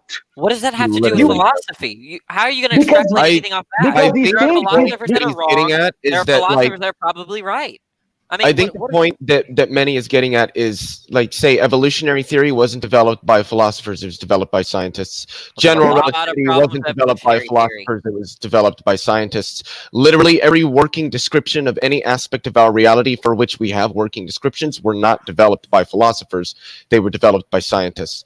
Including psychology, by the way. What about logic? What about mathematics? Those were developed by professionals in those fields. Yes. But mathematics isn't real. Not scientists. But mathematics is fine. That's fine because mathematics and logic are not philosophers, right? real. Frege, think about Frege, Bertrand Russell. I mean, there's Moore, right? There's Whitehead. Are y'all? Look. The point, I don't even know if you know what philosophy is. If you're saying it's yes, I'm very well versed in what philosophy is. I can tell you that I look up to Bertrand Russell. I look up to Plato. I look up to Aristotle. I have tremendous appreciation for what's his face, Karl Popper, and many others. And yes, we need philosophy for various reasons. That's not what you said 5 minutes ago. Okay, can I interject something here just quickly? First of all, Danny, you and I could have a really good talk about the ontological nature of the mind. Sure. So if you would email me at speed of sound of gravity, I put it in the chat. Okay. That would be good. We've gotten way off the topic of that, but I can let you guys go at it. Philosophers are kind of like lawyers. You know, we make jokes about them and tell them they're full of shit. And lawyers have gotten good at taking it. Philosophers need to get good at taking it too. But I mean, is philosophy bullshit? I would say philosophy is good with coming up with ideas. It's good for coming up with questions. It's good for coming up with qualifiers for what we can and cannot know. But it is not reality. We have to, at some point, stop and actually test stuff. I don't know to figure out what's out there. So, as I've been trying to explain for like the last 5 minutes, I think a point that Manny is making, and he can correct me if I'm wrong here. It's a point that I would make is that while philosophy is important, it has limitations. Some of them great that science doesn't have, like repeatability, testability, corroboration, and a capability of developing theoretical models for describing how the reality that we observe works. So when philosophers of mind, most of which are in fact physicalists, I don't know about philosophers as a whole, but I know about specifically philosophers of mind. I don't know if there's a difference between whether they're reductive or non-reductive physicalists, but it is a fact It's been published in peer-reviewed philosophical journals that the majority of philosophers of mind are physicalists. The overwhelming majority of those in the field of cognitive scientists are physicalists. This isn't just because that's what they want. It's because we have no data to indicate the opposite. That is how science works. That is why a consensus doesn't make any sense. People Right? Look, can cite one or two scientists on a subject, like Praise and Gavin. Well, mainly Praise, because Gavin didn't bring an argument at all, like Praise did last night. But one or two professionals isn't convincing. This is why the professionals themselves go off of a consensus. You want to know what all the professionals are, which way they're tending to go on something. I don't think that generates the data, especially in philosophy, where most philosophers, and this is a consensus for you, Leo, right? Most philosophers know that there's no established facts in philosophy, right? He's cutting correct, right? So there's no, philosophy is the one domain where there's no established facts, especially in realms like metaphysics, right?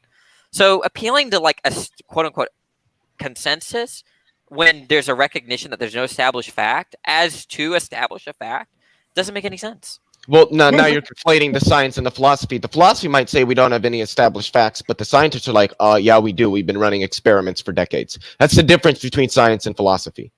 No, look, when philosophers study the nature of the mind, right? What is the mind? What does it mean to say that you have a mental state? What does it mean to say? What they do is they use language with its limitations, and they don't actually test. Yes, what philosophers are thinking about these problems and what they mean. It's a category error at that point. But right? Look, how do you test? It's not. How do you test if there's the number 9?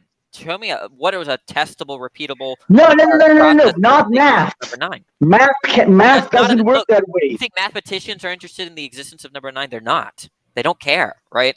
Because the number 9 doesn't exist concretely. Why? Exactly. Wait, concretely, that now in philosophy, there's a specific meaning of concrete. I don't think you know what that means, right? Yeah, I do. What does it mean? It means having physicality and existing in reality, not just as. Yes, that's literally what it means. I literally just looked it up. Yeah, it means not existing as an abstract, actually having physicality in the real world, being extant in space-time. Yeah, that's what it means. Never mind. That's literally what it means. Look, that's what Leo meant. That's never mind. Literally, from the Oxford English Dictionary, existing in material or physical form, not abstract, which is literally what I said. Leo, you're not listening. It's a technical term in philosophy. Of course, maybe concrete means something different in the colloquial setting or even the scientific setting. Okay, so Leo is using stop over talking. Let me tell you what it means. In philosophy, it means a concrete object is an object that engages in causal relations. That's all that it means. Yeah, meaning that it exists in physical reality. Numbers can't cause anything, right? Numbers don't cause anything. Doesn't mean they don't exist, right? Yeah, but they're not concrete because they don't cause anything. You just said it has to be in a causal relation to be concrete. Mean they're not physical. So what I said is still correct. No, numbers are not concrete. No, Leo, yeah, but that's what the definition of it is. You said physical. Right? That's what the definition of it is. No, concrete has nothing to do with physical. It has to do with causal relations. You said physical. If something's not physical, how can it cause things? Well, minds and God would be termed as concrete immaterial objects, right? Now, show that something that's immaterial even exists. Well, I'm just telling you. Show me a mind doing anything. That's a category error, Manny. No, it's not.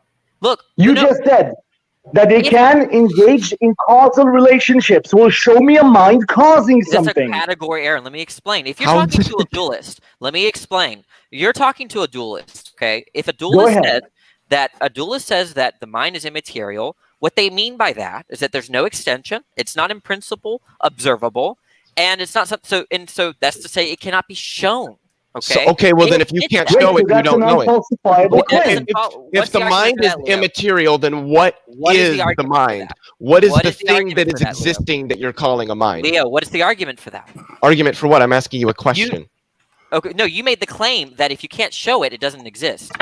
No, that's not what I said. I said if you can't show it, you don't know it, is what I said. Okay, so then I want the argument for that. Why is it that if you can't show it, you can't know it? You can't show it, you don't know it. Because how do you know something is true if you can't show it? The argument never starts with the question, Leo. The question is relevant. Can something be true if you don't know that it's true? Leo. Yes, I do. You keep interrupting me. You're not answering the question because you don't want to go down that rabbit I'll hole. answer your question. How can you show that something is true if you can't show that something is true? What? That's not what. If I that tell wasn't you the I have a original claim. leprechaun polishing the boots in the corner of my room, how do I show that's true? Leprechauns generate predictions about what you should observe, but mine's Yeah, if you can't generate predictions, then you don't know the thing that you're claiming What's to know. the argument for that? That okay, you can't show Danny, things you don't know. You're asking you an have no argument for a argument, Leo. fundamental axiom of human logic. So you have no. If it's an axiom, there's no argument for it.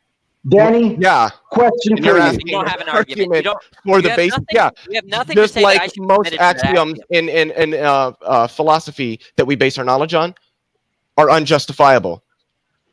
No, well, That's the what does that have- philosophers that you keep referring to. Look, would most say that. philosophers have arguments to show that. Like, for instance, if you're a verificationist or logical positivist, right? Oh, They have God. arguments for why the things that exist or things that are meaningful, things that you can demonstrate or otherwise tautological. That's a right? wonderful argument. There's a very good reason why positivism has been basically chucked. Well, I'm saying that they at least try. Leo just says it's axiomatic and I don't have an argument, right? Okay, Well, so, I'm not so committed I'll to that. ask you, what is the difference between something that cannot be detected in any way and something that does not exist?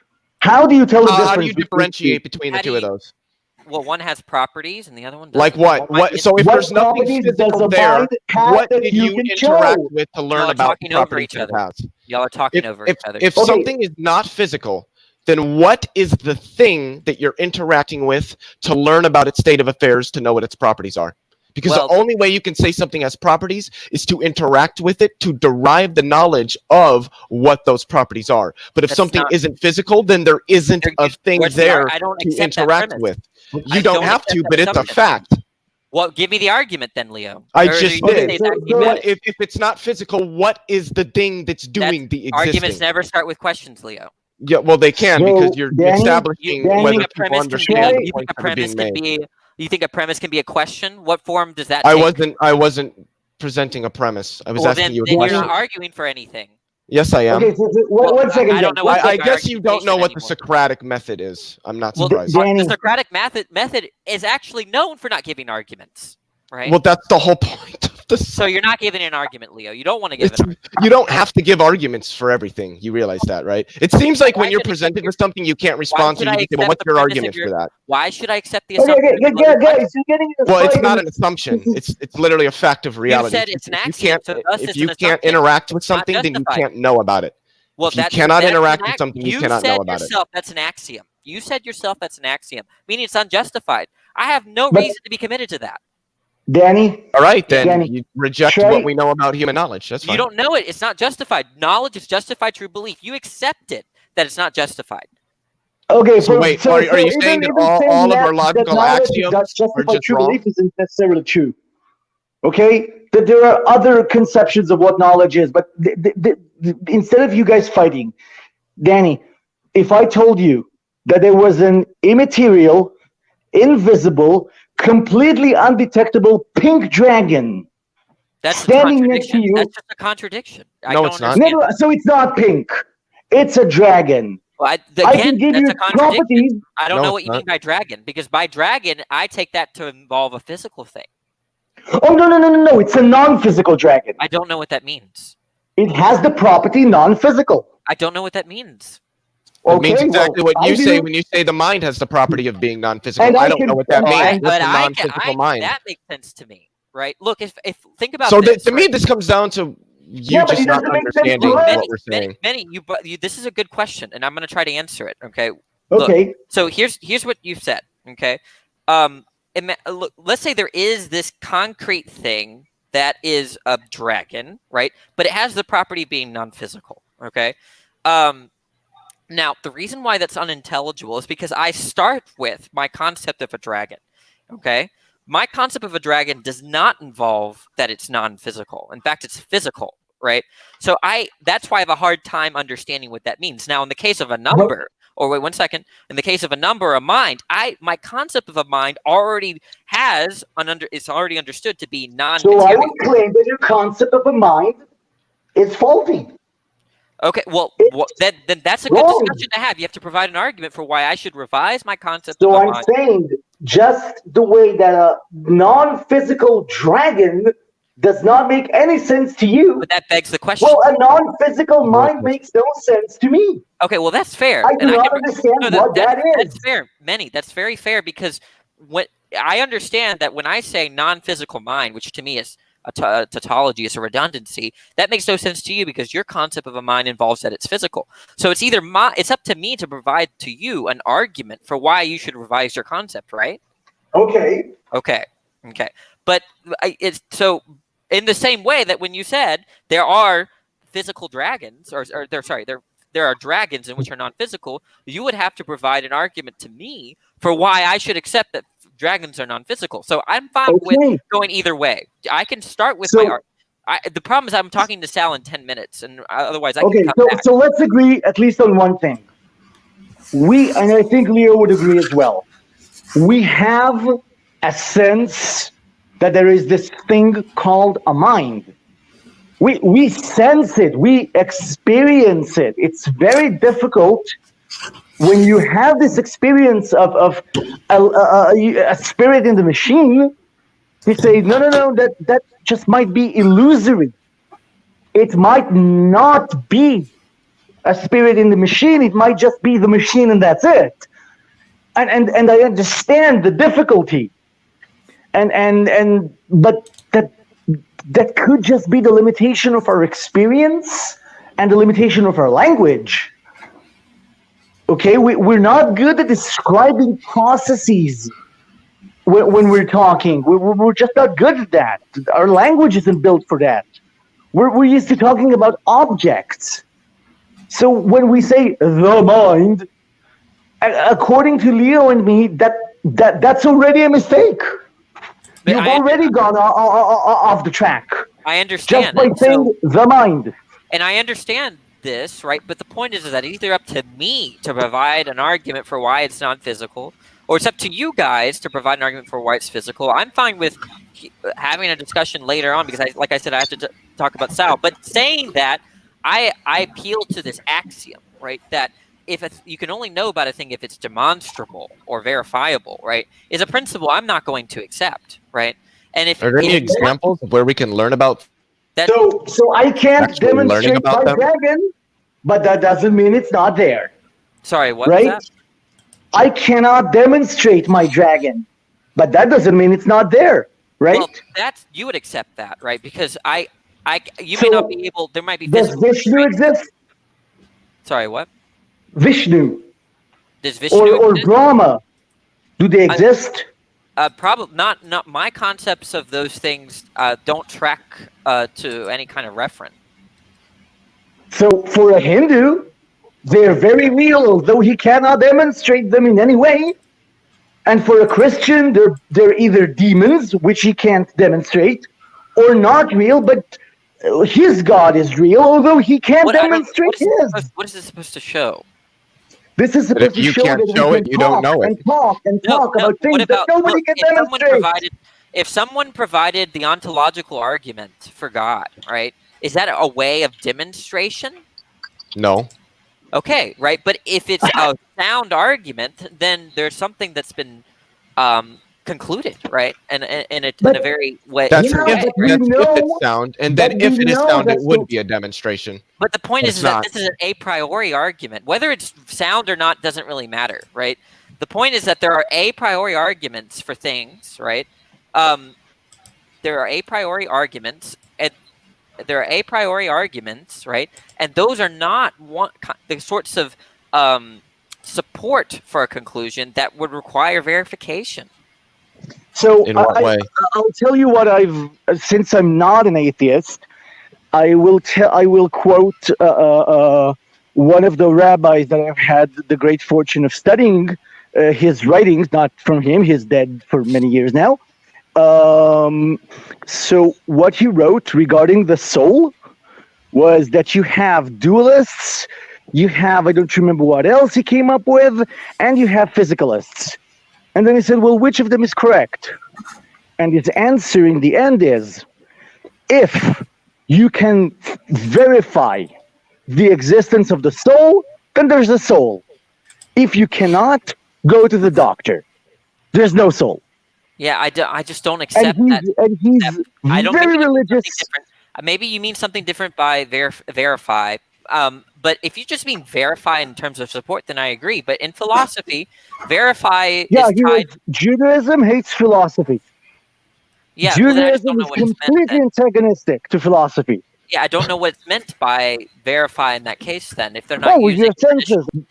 He says, one thing I gotta go. Speed of sound. Thanks for letting me in. Before Danny, you go, Danny, can I say something really question? Leo, you can have the last word, and then I'm going to talk to Leo. I hope you have a good discussion. But the one thing I wanted to say is that Leo, and it's something that I asked you to be quiet for a minute. Well, Danny has to go, and I don't want to hold him up any longer than he has to. He has to go, and I want to tell him to email me so I can include you, so you and I can have a discussion about basically fleshing out mind and what the ontological nature of mind is at a later time. Now, go ahead, Leo. So the one thing I wanted to say is the problem with me, and I recognize this is a problem, and I'm trying to work on it because I think that's what people should do, is when the words that I use, I am almost, and everybody in this room except for maybe Fifth Trumpet, I don't know if me and him have ever had discussions, but I do, many in Speedo should probably be like, oh yeah, once I say this. When I speak, I tend to speak almost exclusively in terms of science, so to speak. I have respect for philosophy, but when I'm talking about things being concrete or immaterial or physical or being able to verify or demonstrate things, I mean this within the framework, within the context of the physical sciences, not necessarily philosophy or metaphysics. Is that you want to end? Okay, well, let me quick little response to that, and then I'll leave because so that is, I understand where you're coming from. I just think that for someone like me, right, let's just pretend that there's something that's in question. We want to know whether it exists or not. And I think that it's something that can be shown to exist apart from the sciences. And you think that, no, you must use the sciences to prove its existence, right?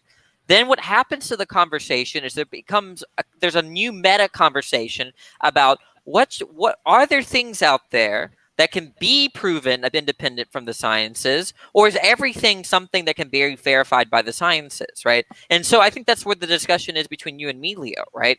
That, yeah. Right. Yeah. It's not even about the mind anymore, right? It's about you. I think you just reject the fact that there are things in terms of what can exist and engage in causal relations, that if such a thing exists, it can be proven by science, right? I'm just going to reject that premise, right? And that's where the discussion between you and I leans on that premise, okay? I would fight you on that too, so. Okay, I'll see y'all later. Okay, Danny, thank you. Thanks. I'm sorry it became kind of argumentative, but the intentions were good from all parties, Yeah, I'm not. I get in these conversations all the time on Discord. I am from Discord land, so this is very. Oh my God! Okay. So, Yeah, battle scars. Discord. Yeah, literally. Okay, I'll see y'all later.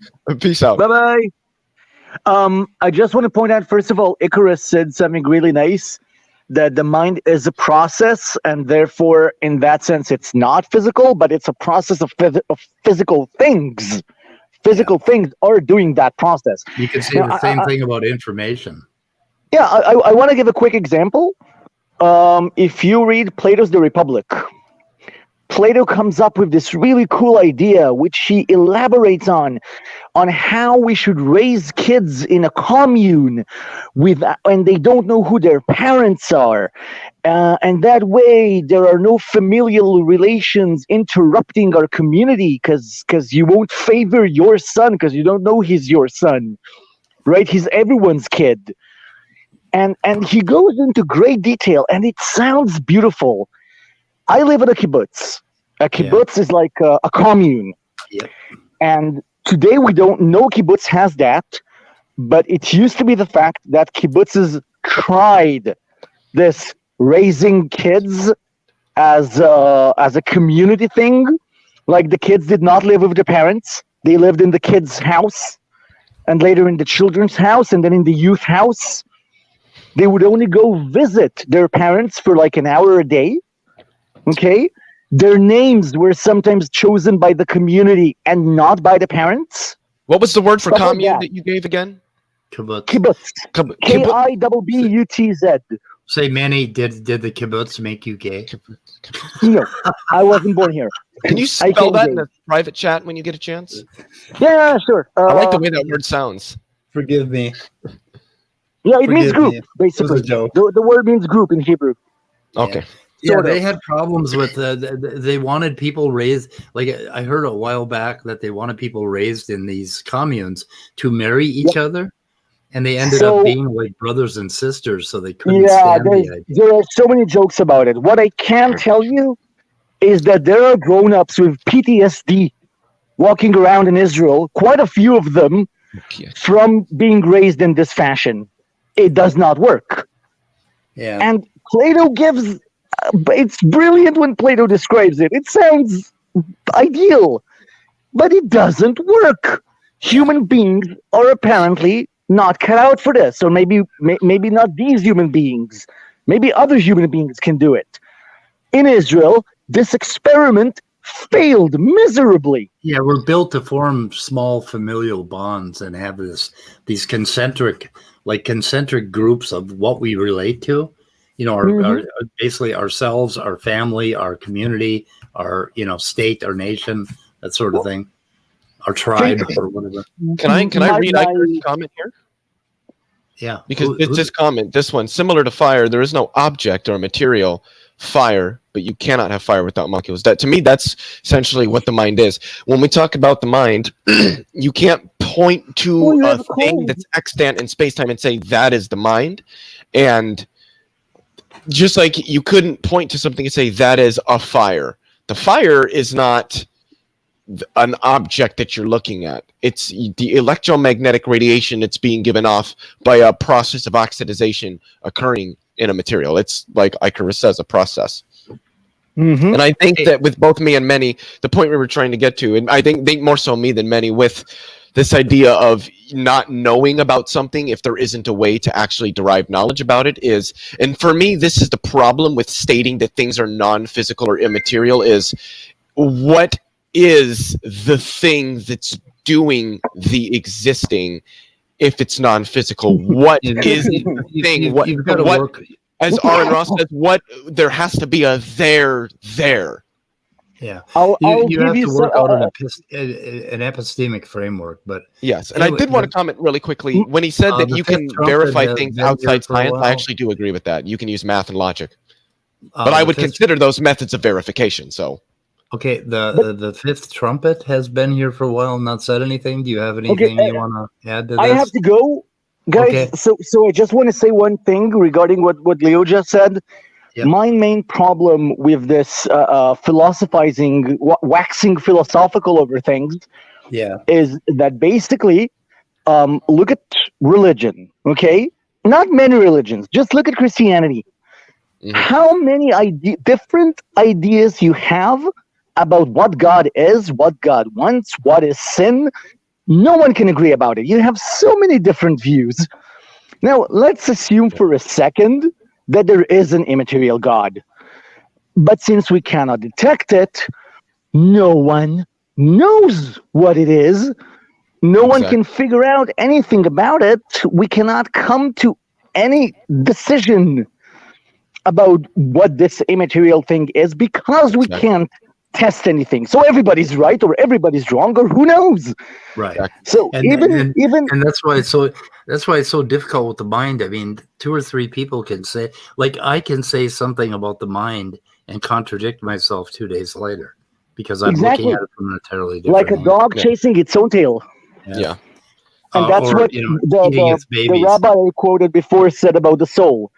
If you try and come up with using the mind, you're going to come up with certain properties of the soul, and then 2 days later, you're going to come up with a completely different list of properties of the soul.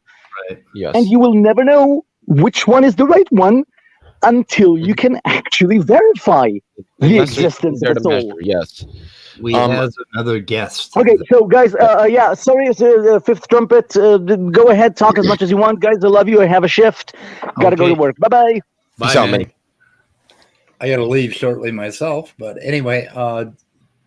Okay. No, that was Manny that left, not Fifth Trumpet. Fifth Trumpet's still here. What's up? Can you guys hear me? Yes. really well. Okay, because I'm using my old mic. I'm not sure if it's. Sometimes people It's really say good. slow. It's a pretty good mic. All right, good. Interesting. Well, I mean, you guys had the debate, and I can give you my opinion. I'm not a scientist. I don't do tests. My opinion is I don't have any. I can see through my own life how spirits work in a body. I can see how the biblical account makes sense in the real world to me. So, like, again, I don't know really what to say. I can only give you my opinion. I've seen it work. I guess to try to answer some of your specific questions, like what, if you're going to say, mind, I wouldn't say mind. I would say spirit. Right? Say spirit. That's mine. Yeah. And then you say, well, what is the thing? What is the object? Well, biblically, there's something called a spiritual body. The idea would be that it's the spirit that sort of operates this spiritual body, with that spiritual body being the soul. Now, you say, well, you can't see it, you can't detect it, you can't figure it out, you don't know what it is, you can't see it. Well, think about it like this. If you're looking at something in another, you can't see something in another dimension, right? I mean, you guys are scientists. So you use that old example of the 2D and the 3D. If you can't see that third dimension, you're never going to know it's there. Right. But it is possible for that thing in another dimension to come into our dimension. That is the spiritual body. Yeah. So it's true. You may not have ever had any experiences in it. You may not understand what it is, and that's fine. I'm not trying to change your mind. But from my experience, I don't have any problem believing that our bodies are operated through a spiritual body. Okay. But the way that he described that, I can agree with, at least in principle. But when you say operated, it's operating the body, so there is something that we can grab onto, or something that we know about. We can watch another person being operated on by this spirit. That other person is, we're detecting that other person through our senses and all of that, and it's all physicality. So there is a physical interaction. You're just believing that there is something above in this other dimension that we can't quite that we can't reach, that's operating it. And how is that different from saying that there is some really complicated, how is that different than saying physicality is basically the embodiment of spirit? That's true. Physicality is so complicated and so immensely wonderful that it is the spirit that you're talking about. Well, I wouldn't disagree with what you're saying. But then it gets into this weird thing where we're saying the same thing and we're getting crossed up. But yeah, the spirit lives in the body. Yeah. Yeah, and that's kind of the bridge between atheism and belief. And there's no reason why you have to go down the scientific route and reduce it all and figure it all out. You can just operate in that spirit, basically. And that's sort of how a spiritual atheist operates, basically. Anyway. Yeah. So anyway, yeah, but I can see where you're coming from. But God, you called that a debate last night. You sure you want to do that? Well, we didn't turn it into a dumpster fire. Praise, I think, did a pretty good job. I was pleased with Praise's performance. He was respectful. Gavin did exactly what I was expecting, Speed, and that's why prior I said just try your best to ignore Gavin, because he's like, the guy just didn't bring an actual substantive point or substantive rebuttal. He just kind of steamrolled the same, you guys are amateurs, you're just making claims statement over and over again. Praise was actually engaging with us, so I commend Praise for his performance. Yeah, Praise picked a few bad hills to die on, and Gavin picked a really bad hill when he decided to argue over the use of terminology. And yes, the Pontine yes. It was ridiculous. Did you see where I went over that in the beginning of this stream today? I didn't start watching the stream until like maybe 15 minutes in.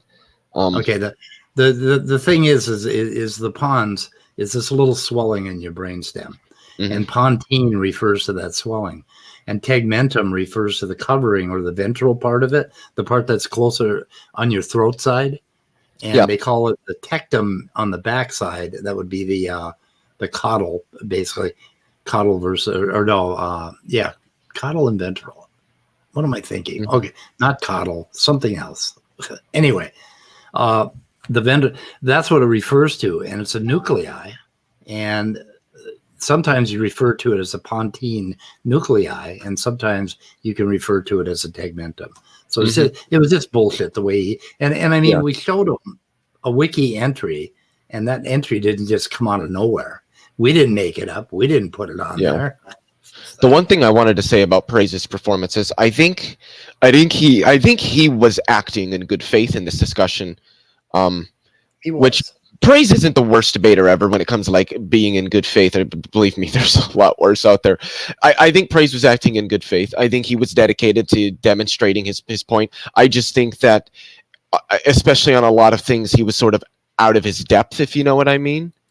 Especially with like the telekinesis, that would be one of the worst things in terms of his performances, especially in their intro when he completely ignored the fact that we have to use either helmets that you can set over the brain or an actual physical chip, for lack of a better word, that you implant into the brain that works essentially like Bluetooth. You're Bluetoothing your brain to this other technological device and are capable of controlling it and what it does. Well, yes, the professionals are calling that telekinesis, but obviously they're doing that tongue-in-cheek, almost a little bit facetiously or satirically, like, yeah, it's telekinesis. And he seemed to be ignoring that, trying to make it seem like literally somebody can just start hovering things with their mind, and I do think that was a little bit dishonest. And he went from superhuman powers to supernatural, and then back to superhuman. Yeah. Anyway, but so you're a Christian, Trumpet? Yeah, I'm Christian. Okay. Yep. God help you. Thank you. Anyway, so I guess I describe myself as a secular Buddhist. A what? Secular Buddhist or an atheist. Basically, a Buddhist who is not a deist or a theist of any kind, that sort of thing. And strict naturalist, hard atheist. I believe that gods are kind of a absolutely ridiculous idea. So that's where we're at on this channel, anyway. Yeah, I'm also an atheist and a naturalist. Yeah. But guys, I gotta end this. So okay, thank you. Yeah, I got some stuff I should probably get done. You're welcome back anytime to discuss any of that stuff with us. I think it's interesting to develop a bridge where we just lay down our arms and we're human beings, and we all sort of believe in this spirit thing, but we all have very different ideas about what it might consist of. So I like the bridge, and you're pretty cool to talk to. So do come back. Yes, I can say about Fifth Trumpet. I think I've heard him in some other open rooms, places. He seems to be pretty respectful. So yeah, which we always appreciate. So I'm going to end the broadcast. So goodbye, Icarus, and many out, everybody. All you out there, whoever's watching. Thanks to everybody out there for the 200 plus subs for both me and Speed. We both appreciate it. So we do appreciate it. Thank you all. All right. See you later.